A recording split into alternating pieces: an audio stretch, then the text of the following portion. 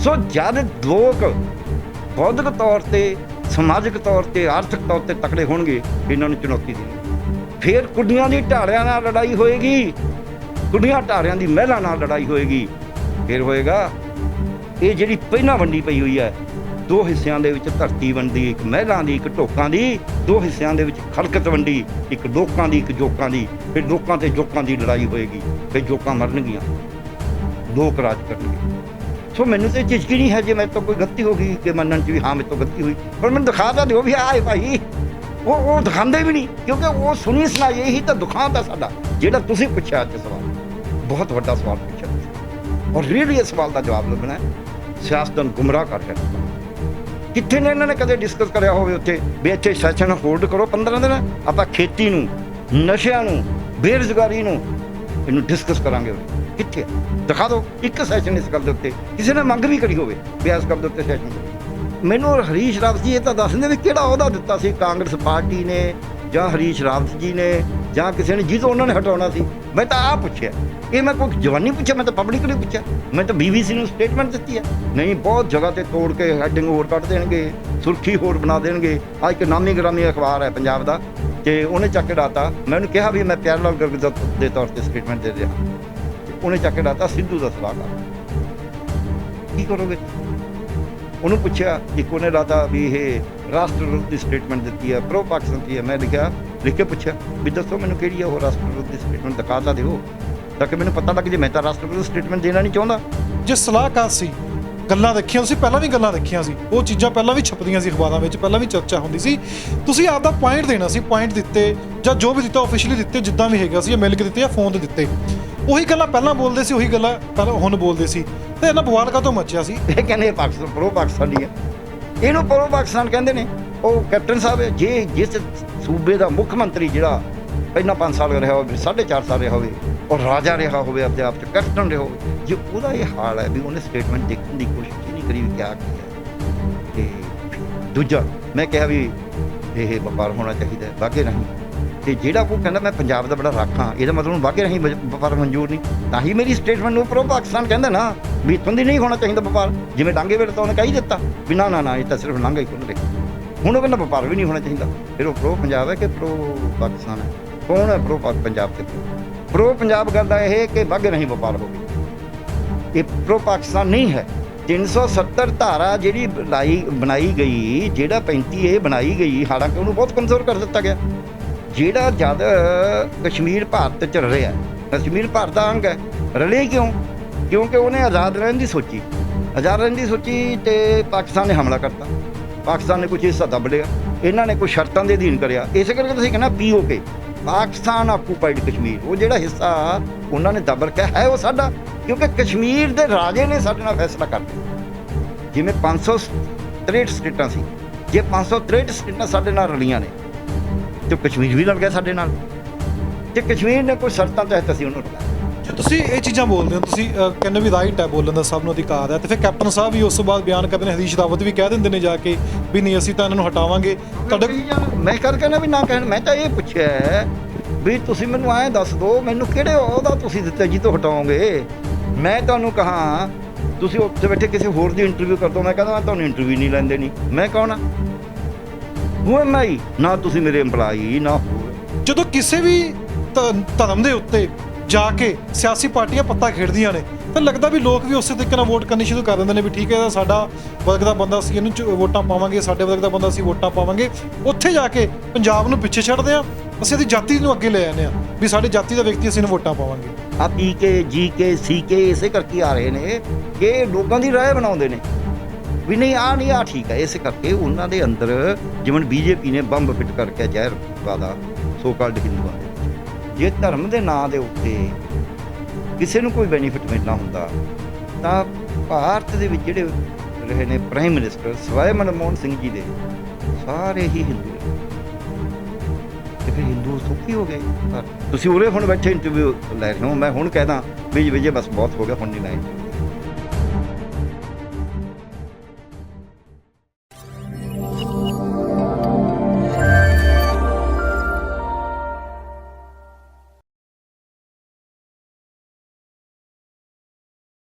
ਪੰਜਾਬ ਦੇ ਮੁੱਦਿਆਂ ਨੂੰ ਲੈ ਕੇ ਲਗਾਤਾਰ ਇੱਕ ਚਰਚਾ ਬਣੀ ਹੋਈ ਸੀ 2022 ਦੇ ਵਿੱਚ ਕਿਹੜੀ ਸਿਆਸੀ ਪਾਰਟੀ ਉੱਤੇ ਮੋਹਰ ਲੱਗੇਗੀ।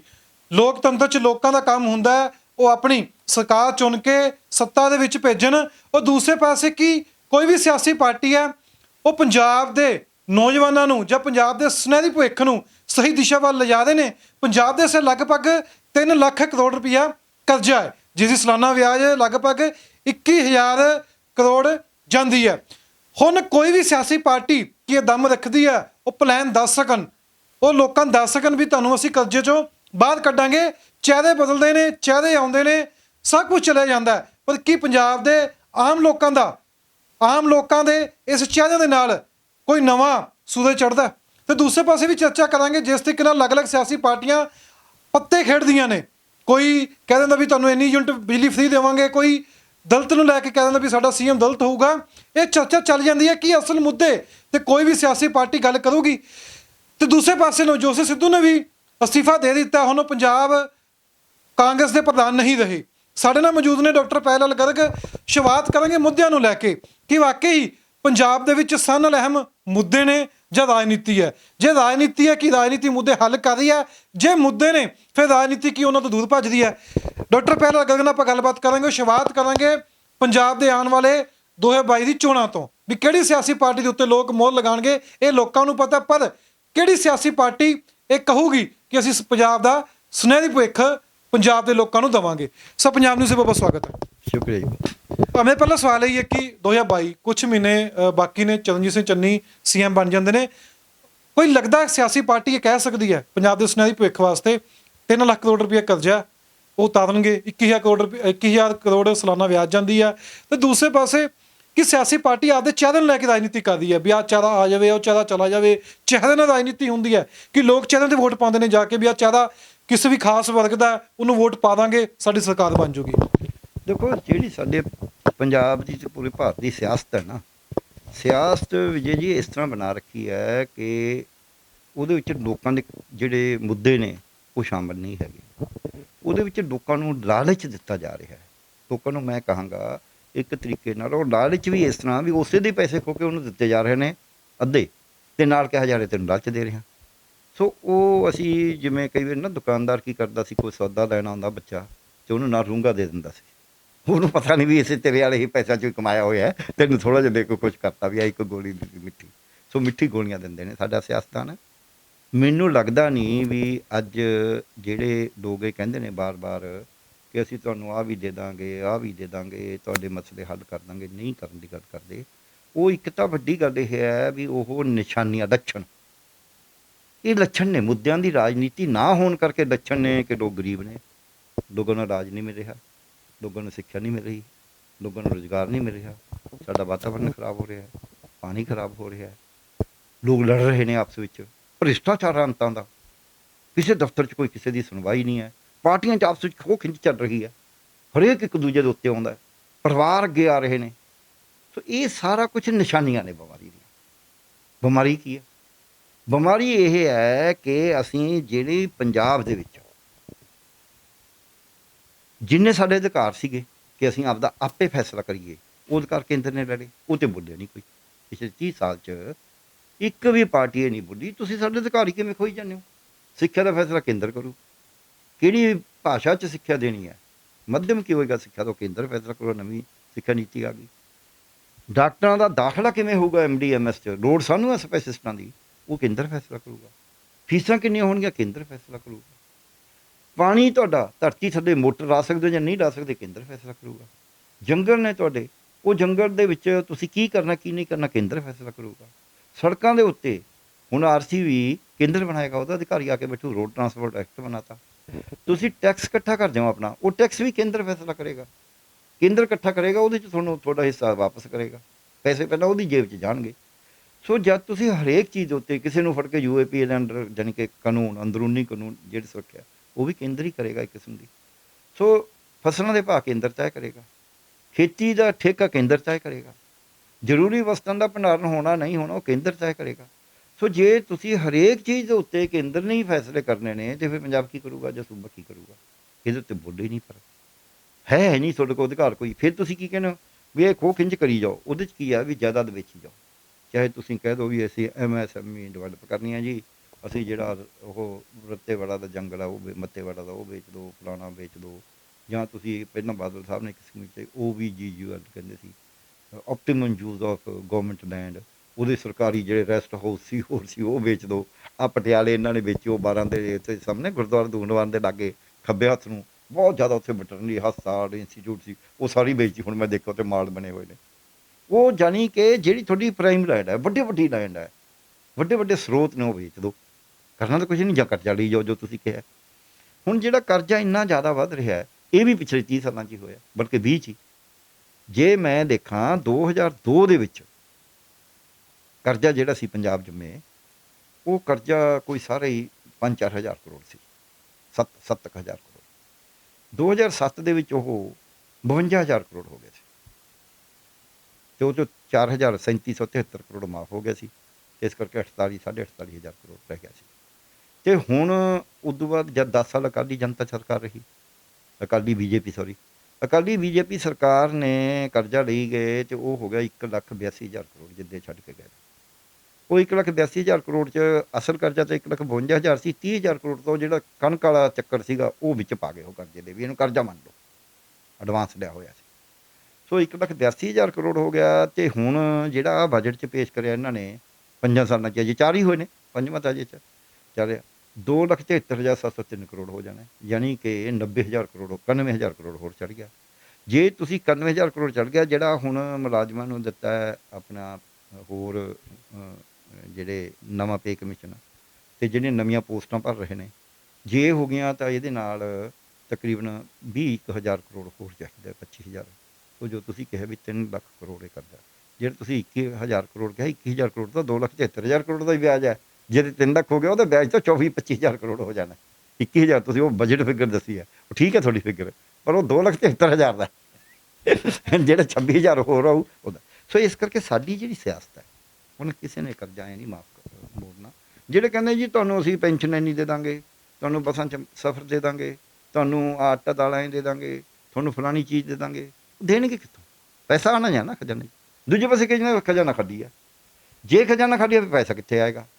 ਕਰਜ਼ਾ ਲੈ ਕੇ ਜਾਇਦਾਦਾਂ ਵੇਚ ਕੇ ਕੰਮ ਚਲਾ ਰਿਹਾ, ਮੁਲਕ ਵੀ ਇਹੀ ਕਰ ਰਿਹਾ। ਆ ਕੱਲ੍ਹ ਹੀ ਆਇਆ ਸੀ ਵੇਲ ਵੇਚ ਰਹੇ ਨੇ 53,000 ਕਰੋੜ ਦੀ। ਸੋ ਮੋਦੀ ਸਾਹਿਬ ਵੀ ਇਹੀ ਕੁਛ ਕਰ ਰਹੇ ਨੇ, ਇੱਥੇ ਦੇ ਸੂਬਿਆਂ ਦੇ CM ਵੀ ਇਹੀ ਕੁਛ ਕਰ ਰਹੇ ਨੇ। ਪਾਰਟੀ ਜਿਹੜੀ ਮਰਜ਼ੀ ਹੋਵੇ, ਉੱਥੇ ਹੋਰ ਪਾਰਟੀ ਉਰੇ ਹੋਰ ਪਾਰਟੀ ਹੈ। ਸੋ ਇਸ ਕਰਕੇ ਜਦ ਤੁਸੀਂ ਜਾਇਦਾਦਾਂ ਵੇਚਣ ਕੇ, ਜਿਹੜਾ ਅਸੀਂ ਪਿੰਡਾਂ 'ਚ ਆਮ ਦੇਖਦੇ ਸੀ ਵੀ ਜਿਹੜਾ ਜ਼ਿਮੀਂਦਾਰ ਨਾ ਪਹਿਲੇ ਦਿਨ ਕਿੱਡਾ ਆਪਦਾ ਕਿੱਲਾ ਜ਼ਮੀਨ ਦਾ ਵੇਚ ਕੇ ਆਉਂਦਾ ਸੀ, ਕੀਲੇ ਕਹਿੰਦੇ ਸੀ ਇਹਨੂੰ ਏਕੜ ਨੂੰ, ਵੀ ਜਿੱਦੇ ਪਹਿਲੇ ਦਿਨ ਦੇ ਕੀਲੇ ਦੀ ਬੈ ਕਰਕੇ ਆਉਂਦਾ ਸੀ ਨਾ, ਜਾਣੀ ਕਿ ਵੇਚ ਕੇ ਰਜਿਸਟਰੀ ਕਰਾ ਕੇ ਕਹਿੰਦੇ ਵੀ ਹੁਣ ਵਾਢਾ ਲਾ ਲਿਆ, ਹੁਣ ਸਾਰੀ ਵੇਚ ਤਾ ਲਈ। ਇਹ ਜਾਇਦਾਦ ਨੂੰ ਵਾਢਾ ਲਾਇਆ ਹੋਇਆ ਹੈ ਸੂਬੇ ਦੀ। ਸੂਬੇ ਦਾ ਪਾਣੀ ਵੇਚ ਦਿਓ, ਸੂਬੇ ਦੇ ਸਾਰੇ ਸਰੋਤ ਵੇਚ ਦਿਓ, 2G ਵੇਚ ਦਿਓ, 3G ਵੇਚ ਦਿਓ, 5G ਵੇਚ ਦਿਓ, ਅੰਤਰਿਕਸ਼ ਵੇਚ ਦਿਓ, ਧਰਤੀ ਵੇਚ ਦਿਓ, ਧਰਤੀ ਦੇ ਥੱਲਿਓਂ ਵੇਚ ਦਿਓ, ਸਭ ਕੁਛ ਵੇਚ ਦਿਓ।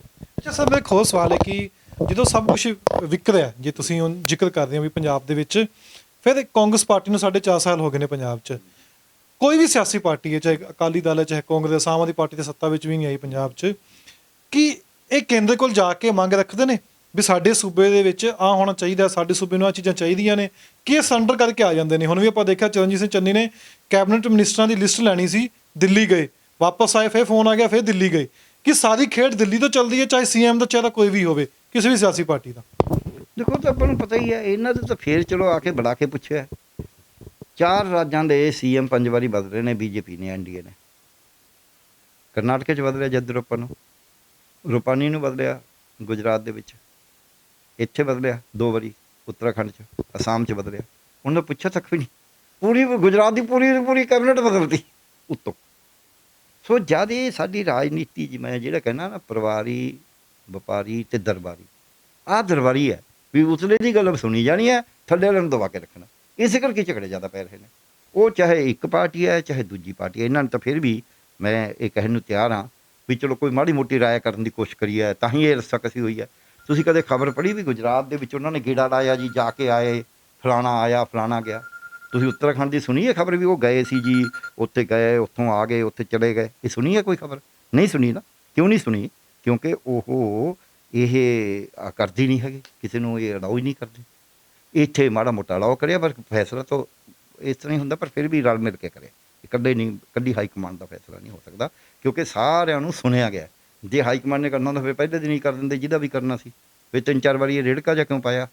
ਸੋ ਇਸ ਕਰਕੇ ਕੋਈ ਕਹੂਗਾ ਨਹੀਂ ਜੀ ਜਾਣ ਕੇ ਪਾਇਆ, ਉਹ ਤਾਂ ਜਿਵੇਂ ਮਰਜ਼ੀ ਫੰਗਾਂ ਦੀਆਂ ਡਾਰਾਂ ਬਣਾ ਲਓ। ਮੈਨੂੰ ਅਜੇ ਇਹ ਨਹੀਂ ਲੱਗਦਾ ਦੇਸ਼ ਦੇ ਵਿੱਚ ਇਹ ਗੱਲ ਤੁਹਾਡਾ ਠੀਕ ਹੈ, ਇਹ ਜਾਇਜ਼ ਸਵਾਲ ਹੈ ਕਿ ਸੂਬਿਆਂ ਦੀਆਂ ਜਿਹੜੀਆਂ ਪਾਰਟੀਆਂ ਨੇ ਉਹਨਾਂ ਨੂੰ ਆਪਦੇ ਫੈਸਲੇ ਕਰਨ ਦਾ ਆਪ ਅਧਿਕਾਰ ਹੋਣਾ ਚਾਹੀਦਾ। ਜਿਵੇਂ ਆਪਾਂ ਕਹਿੰਦੇ ਹਾਂ ਬਾਕੀ ਜਿਹੜੇ ਅਰਥ ਦੇ ਫੈਸਲੇ ਨੇ, ਹੁਣ ਜੇ ਸਰਕਾਰ ਕੇਂਦਰ ਦੀ ਕਰੀ, ਕਿਉਂਕਿ ਕਹਿੰਦੇ ਅਸੀਂ ਵਿਹਲੇ ਹੋ ਕੇ ਸਮਾਂ ਚੰਗੀ ਕਰਦਾ, ਇਹ ਤਾਂ ਉੱਪਰਲੇ ਤੇ ਟੇਕ ਰੱਖਣੇ, ਕਿਉਂਕਿ ਇਹਨਾਂ ਆਪਦੇ ਪੈਰ ਨਹੀਂ ਹੈਗੇ ਧਰਾਤਲ ਤੇ। ਜਦ ਬੰਦੇ ਦੇ ਆਪਦੇ ਪੈਰ ਧਰਾਤਲ ਤੇ ਨਾ ਹੋਣ, ਉਹ ਫੇਰ ਕਿਸੇ ਤੇ ਨਿਰਭਰ ਕਰਦਾ। ਜਿਹੜੇ ਬੰਦੇ ਦੇ ਗੋਡੇ ਲੱਤਾਂ ਕੰਮ ਨਾ ਕਰਦੀਆਂ ਉਹੀ ਲਾਠੀ ਫੜਦਾ ਨਾ, ਦੂਜੇ ਨੂੰ ਕੀ ਲੋੜ ਆ ਫੜਨ ਦੀ? ਸੋ ਇਸ ਕਰਕੇ ਇਹਨਾਂ ਦੇ ਆਪਦੇ ਧਰਾਤਲ ਤੇ ਪੈਰ ਨਹੀਂ ਹੈਗੇ। ਅੱਜ ਸਾਡੀ ਸਿਆਸਤ ਜਿਹੜੀ ਬਹੁਤੀ ਆ ਰਹੀ ਹੈ ਉਹ ਇਸ ਤਰ੍ਹਾਂ ਉੱਠ ਕੇ ਆ ਰਹੀ ਹੈ, ਉਵੇਂ ਕੁੰਭਾਂ ਵਾਂਗੂ ਵੀ ਕਿਸੇ ਕੋਲ 4 ਪੈਸੇ ਆ ਗਏ ਤਾਂ ਬਣ ਗਿਆ, ਕਿਸੇ ਦਾ ਕੋਈ ਕਾਸਟ ਦੇ ਬੇਸ 'ਤੇ ਬਣ ਗਿਆ, ਕੋਈ ਧਰਮ ਦੇ ਬੇਸ 'ਤੇ ਬਣ ਗਿਆ ਹੈ। ਉਹ ਟੁੱਲਾ ਲੱਗਣ ਵਾਲੀ ਗੱਲ ਹੋ ਰਹੀ ਹੈ। ਅਤੇ ਜਿਹੜੀ ਗੱਲ ਤੁਸੀਂ ਇੱਕ ਗੱਲ ਕਹੀ ਹੈ ਵੀ ਆਮ ਆਦਮੀ ਪਾਰਟੀ 'ਚ ਵੀ ਕੇਜਰੀਵਾਲ ਹੀ ਫੈਸਲਾ ਕਰਦਾ।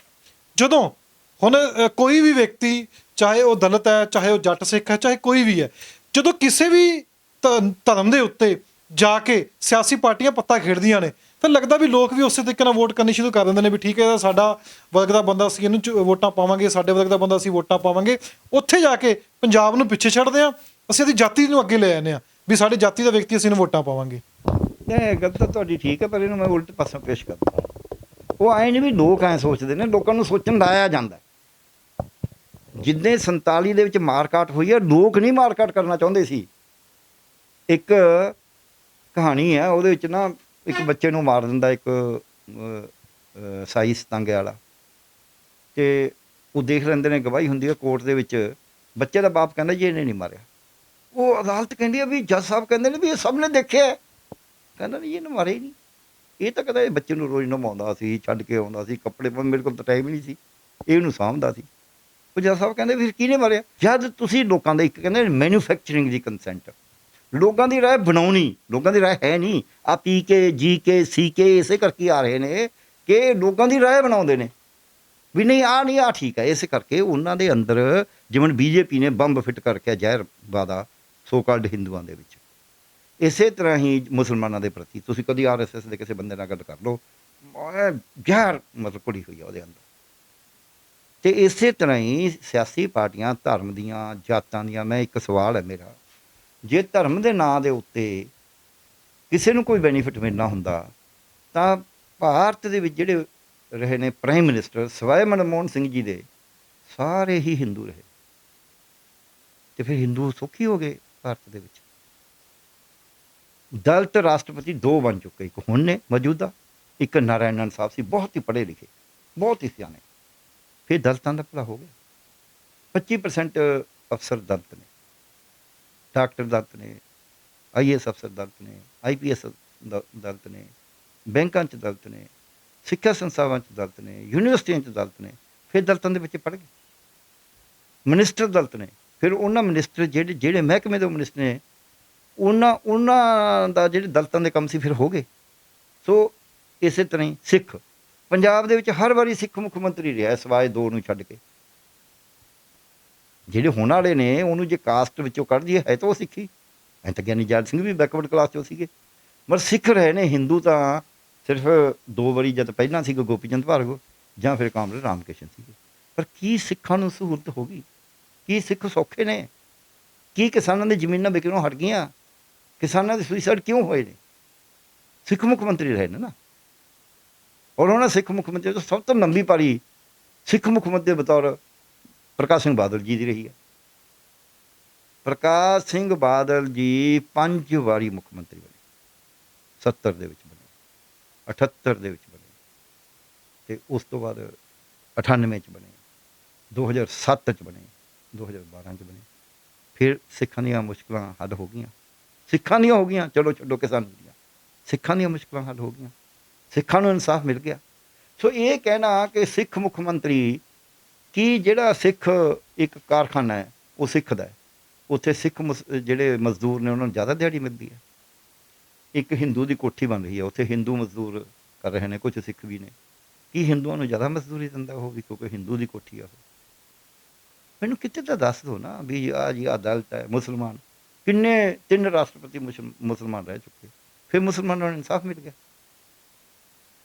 ਬੂਟਾ ਸਿੰਘ, ਜਗਜੀਵਨ ਰਾਮ ਹੋਮ ਮਿਨਿਸਟਰ ਰਹੇ, ਕੋਈ ਆਪਣੇ ਇਹ ਐਗਰੀਕਲਚਰ ਮਿਨਿਸਟਰ ਰਹੇ, ਫਿਰ ਦਲਿਤਾਂ ਨੂੰ ਇਨਸਾਫ ਮਿਲ ਗਿਆ। ਬੂਟਾ ਸਿੰਘ ਤਾਂ ਤਕੜੇ ਸੀਗੇ ਨਾ, ਸਿੱਖ ਵੀ ਸੀਗੇ, ਦਲਿਤ ਵੀ ਸੀਗੇ, ਹੋਮ ਮਿਨਿਸਟਰ ਸੀਗੇ।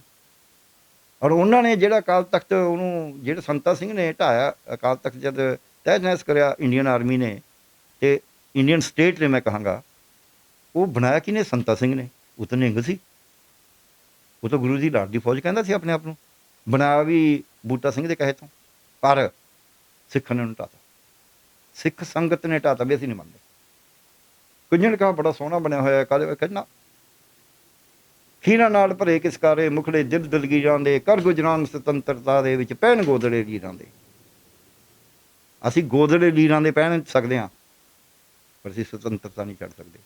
ਅੱਜ ਸਾਡੀ ਸਿਆਸਤ ਜਾਤਾਂ ਧਰਮਾਂ ਦੇ ਨਾਂ 'ਤੇ, ਮੈਂ ਆਪਦੀ ਚਿੱਠੀ 'ਚ ਲਿਖਿਆ, ਜਿਹੜੀ ਤੁਸੀਂ ਕਹਿੰਦੇ ਸੀ ਨਾ, ਮੈਂ ਜਿਹੜਾ ਉਹਦੇ 'ਚ ਲਿਖਿਆ ਵੀ ਇਹ ਲੋਕਾਂ ਨੂੰ ਵੰਡ ਕੇ ਜਾਤਾਂ, ਬੋਲੀਆਂ, ਧਰਮ, ਪਹਿਰਾਵਾ, ਸੱਭਿਆਚਾਰ, ਇਹ ਵਖਰੇਵੇਂ ਨੇ ਜਿਹੜੇ, ਇਹ ਸਾਡੇ ਇਸ ਦੇਸ਼ ਦੀ ਏਕਤਾ ਦੇ ਬੜੇ ਵੱਡੇ ਪ੍ਰਤੀਕ ਨੇ, ਅਨੇਕਤਾ ਦੇ ਵਿੱਚ ਏਕਤਾ ਦੇ। ਪਰ ਇਹਨਾਂ ਨੂੰ ਹੀ ਵਰਤ ਕੇ ਲੋਕਾਂ 'ਚ ਜ਼ਹਿਰ ਫੈਲਾਉਣ ਵਾਲੀਆਂ ਜਿਹੜੀਆਂ ਸ਼ਕਤੀਆਂ ਨੇ, ਜਿਹੜੀਆਂ ਇਸ ਸਿਸਟਮ ਨੂੰ ਯਥਾ ਤਥਾ ਰੱਖਣੀਆਂ ਚਾਹੁੰਦੀਆਂ ਨੇ, ਜਿਹੋ ਜਿਹਾ ਹੈ ਉਹ ਜਿਹਾ ਰੱਖਣਾ ਚਾਹੁੰਦੀਆਂ ਨੇ, ਸਥਿਤੀ ਨੂੰ ਬਦਲਣਾ ਨਹੀਂ ਚਾਹੁੰਦੀਆਂ, ਉਹ ਫਿਰ ਇਹਨਾਂ ਨੂੰ ਲੋਕਾਂ ਨੂੰ ਵੰਡ ਕੇ ਰਾਜ ਕਰਦੀਆਂ ਨੇ। ਆ ਜਿਹੜਾ ਤੁਸੀਂ ਸਵਾਲ ਕਰਿਆ, ਇਹ ਵੰਡ ਕੇ ਰਾਜ। ਜੇ ਹੁਣ ਗੱਲ ਕਰੀਏ ਕਾਂਗਰਸ ਦੀ ਗੱਲ ਕਰੀਏ ਜਾਂ ਬਾਕੀ ਸਿਆਸੀ ਪਾਰਟੀ ਦੀ ਗੱਲ ਕਰੀਏ, ਹੁਣ ਬੜੀ ਚਰਚਾ ਛਿੜੀ ਹੋਈ ਸੀ ਕਿ ਦਲਿਤ ਸੀਐਮ। ਪਹਿਲੀ ਗੱਲ ਤਾਂ ਕਿ ਉਹ ਪੰਜਾਬ ਦੇ ਸੀਐਮ ਨੇ, ਉਹ ਸਾਰੇ ਵਰਗ ਦੇ ਸੀਐਮ ਨੇ, ਪੰਜਾਬ ਦਾ ਸੀਐਮ ਕਹਿਣਾ ਚਾਹੀਦਾ। ਪਰ ਜੋ ਸਿਆਸੀ ਪਾਰਟੀਆਂ ਕਰਦੀਆਂ ਨੇ ਵੀ ਠੀਕ ਹੈ, ਉਸ ਤੋਂ ਬਾਅਦ ਅਨਾਊਂਸਮੈਂਟ ਵੀ ਹੋ ਜਾਂਦੀ ਹੈ ਵੀ ਨਵਜੋਤ ਸਿੰਘ ਸਿੱਧੂ ਦੇ 2022 ਦੇ ਵਿੱਚ ਹੇਠਾਂ ਚੋਣਾਂ ਲੜੀਆਂ ਜਾਣਗੀਆਂ, ਫਿਰ ਇੱਥੋਂ ਸਪਸ਼ਟ ਹੋ ਜਾਂਦਾ ਕਿ ਸਿਰਫ 3 ਮਹੀਨੇ ਵਾਸਤੇ ਹੀ ਨੇ, ਇਹ ਵੀ ਇੱਕ ਪੱਤਾ ਖੇਡਿਆ ਗਿਆ। ਨਹੀਂ, ਮੈਂ ਤਾਂ ਇਹ ਤਾਂ ਪੱਤਾ, ਜਿਹੜੇ ਨਾ ਇਹ ਸੀਗੇ ਵਿਰੋਧੀ ਪਾਰਟੀਆਂ, ਉਹਨਾਂ ਦਾ ਤਾਂ ਏਮ ਹੀ ਇਹੀ ਹੈ ਨਾ ਵੀ ਕੋਈ ਮੁੱਦਿਆਂ ਦੀ ਸਿਆਸਤ ਨਾ ਹੋਵੇ। ਮੈਨੂੰ ਕਹਿਣ 'ਚ ਕੋਈ ਝਿਜਕ ਨਹੀਂ, ਨਵਜੋਤ ਸਿੰਘ ਮੁੱਦਿਆਂ ਦੀ ਸਿਆਸਤ ਦੀ ਗੱਲ ਕਰਦੇ ਸੀ, ਅਤੇ ਉਹ ਕਿਸੇ ਨੂੰ ਕਈਆਂ ਨੂੰ ਨਹੀਂ ਪਸੰਦ ਹੋਣੀ, ਵਿਦਨ ਪਾਰਟੀ ਵੀ ਨਹੀਂ ਪਸੰਦ ਹੋਣੀ। ਅਤੇ ਜਿਹੜੇ ਤੁਸੀਂ ਕਹਿੰਦੇ ਦਰਦ ਪੱਤਾ ਖੇਡਣ ਦੀ ਗੱਲ ਆ, ਉਹ ਐਂ ਤਾਂ ਇੰਟਰਪ੍ਰੀਟ ਜਿੰਨਾ ਮਰਜ਼ੀ ਕਰ ਲਓ। ਆ ਹੁਣੀ ਕੋਈ ਕਹਿ ਰਿਹਾ ਸੀ, ਅੱਜ ਮੈਂ ਸੁਣਿਆ ਆਪ, ਕਹਿੰਦਾ ਜੀ ਮਾਲੀ ਨੇ ਅਤੇ ਡਾਕਟਰ ਪਿਆਰ ਲਾਲ ਗਰਗ ਨੇ ਛੱਡਿਆ ਤਾਂ ਹੈ ਕਿ ਮੁਸਤਫਾ ਨੂੰ ਉਹਨਾਂ ਨੇ ਆਪਦਾ ਸਲਾਹਕਾਰ ਲਾ ਲਿਆ। ਸਾਡੇ ਤਾਂ ਚਿੱਠੀ ਉਹਨੇ ਬਣਾ ਲਈ ਆਪਦੀ ਗੱਲ। ਹੁਣ ਕੀ ਕਰੋਗੇ ਤੁਸੀਂ?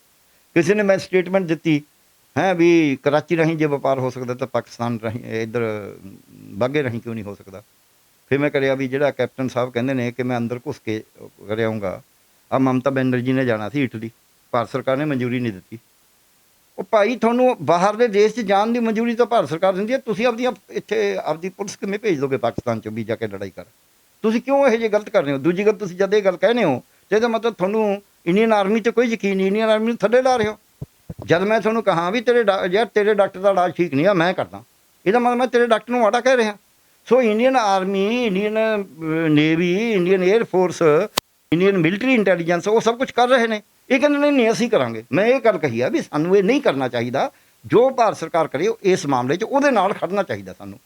ਇਹ ਕਹਿੰਦੇ, ਸੁਣ ਲਓ, ਇਹ ਕਹਿੰਦੇ ਪਾਕਿਸਤਾਨ ਪ੍ਰੋ ਪਾਕਿਸਤਾਨੀ ਹੈ, ਇਹਨੂੰ ਪ੍ਰੋ ਪਾਕਿਸਤਾਨ ਕਹਿੰਦੇ ਨੇ। ਉਹ ਕੈਪਟਨ ਸਾਹਿਬ ਹੈ, ਜੇ ਜਿਸ ਸੂਬੇ ਦਾ ਮੁੱਖ ਮੰਤਰੀ ਜਿਹੜਾ ਪਹਿਲਾਂ 5 ਸਾਲ ਰਿਹਾ ਹੋਵੇ, ਫਿਰ 4.5 ਸਾਲ ਰਿਹਾ ਹੋਵੇ, ਔਰ ਰਾਜਾ ਰਿਹਾ ਹੋਵੇ, ਆਪਦੇ ਆਪ 'ਚ ਕੈਪਟਨ ਰਿਹਾ ਹੋਵੇ, ਜੇ ਉਹਦਾ ਇਹ ਹਾਲ ਹੈ ਵੀ ਉਹਨੇ ਸਟੇਟਮੈਂਟ ਦੇਖਣ ਦੀ ਕੋਸ਼ਿਸ਼ ਹੀ ਨਹੀਂ ਕਰੀ ਵੀ ਕਿਹਾ ਕੀ ਹੈ, ਅਤੇ ਫਿਰ ਤਾਂ ਦੂਜਾ ਮੈਂ ਕਿਹਾ ਵੀ ਇਹ ਵਪਾਰ ਹੋਣਾ ਚਾਹੀਦਾ ਬਾਘੇ ਰਾਹੀਂ। ਅਤੇ ਜਿਹੜਾ ਉਹ ਕਹਿੰਦਾ ਮੈਂ ਪੰਜਾਬ ਦਾ ਬੜਾ ਰਾਖਾਂ, ਇਹਦਾ ਮਤਲਬ ਉਹਨੂੰ ਬਾਘੇ ਰਾਹੀਂ ਵਪਾਰ ਮਨਜ਼ੂਰ ਨਹੀਂ। ਤਾਂ ਹੀ ਮੇਰੀ ਸਟੇਟਮੈਂਟ ਨੂੰ ਪ੍ਰੋ ਪਾਕਿਸਤਾਨ ਕਹਿੰਦਾ ਨਾ ਵੀ ਇੱਥੋਂ ਦੀ ਨਹੀਂ ਹੋਣਾ ਚਾਹੀਦਾ ਵਪਾਰ। ਜਿਵੇਂ ਡਾਂਗੇ ਵੇਲੇ ਤਾਂ ਉਹਨੇ ਕਹਿ ਹੀ ਦਿੱਤਾ ਵੀ ਨਾ ਇਹ ਤਾਂ ਸਿਰਫ ਲਾਂਘਾ ਹੀ ਖੁੱਲ੍ਹ ਰਿਹਾ। ਹੁਣ ਉਹ ਕਹਿੰਦਾ ਵਪਾਰ ਵੀ ਨਹੀਂ ਹੋਣਾ ਚਾਹੀਦਾ। ਫਿਰ ਉਹ ਪ੍ਰੋ ਪੰਜਾਬ ਹੈ ਕਿ ਪ੍ਰੋ ਪਾਕਿਸਤਾਨ ਹੈ? ਕੌਣ ਹੈ ਪ੍ਰੋ ਪੰਜਾਬ ਅਤੇ ਪ੍ਰੋ ਪੰਜਾਬ ਗੱਲ ਦਾ ਇਹ ਕਿ ਬਾਘੇ ਰਾਹੀਂ ਵਪਾਰ ਹੋਵੇ।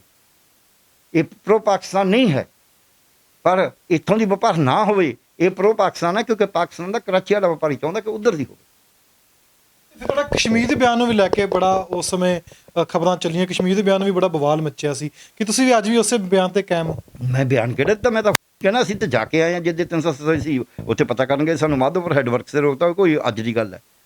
370 ਧਾਰਾ ਜਿਹੜੀ ਬਣਾਈ ਗਈ, ਜਿਹੜਾ 35A ਬਣਾਈ ਗਈ, ਹਾਲਾਂਕਿ ਉਹਨੂੰ ਬਹੁਤ ਕਮਜ਼ੋਰ ਕਰ ਦਿੱਤਾ ਗਿਆ। ਜਿਹੜਾ ਜਦ ਕਸ਼ਮੀਰ ਭਾਰਤ 'ਚ ਰਿਹਾ, ਕਸ਼ਮੀਰ ਭਾਰਤ ਦਾ ਅੰਗ ਹੈ, ਰਲੇ ਕਿਉਂ? ਕਿਉਂਕਿ ਉਹਨੇ ਆਜ਼ਾਦ ਰਹਿਣ ਦੀ ਸੋਚੀ ਅਤੇ ਪਾਕਿਸਤਾਨ ਨੇ ਹਮਲਾ ਕਰਤਾ। ਪਾਕਿਸਤਾਨ ਨੇ ਕੁਛ ਹਿੱਸਾ ਦੱਬ ਲਿਆ।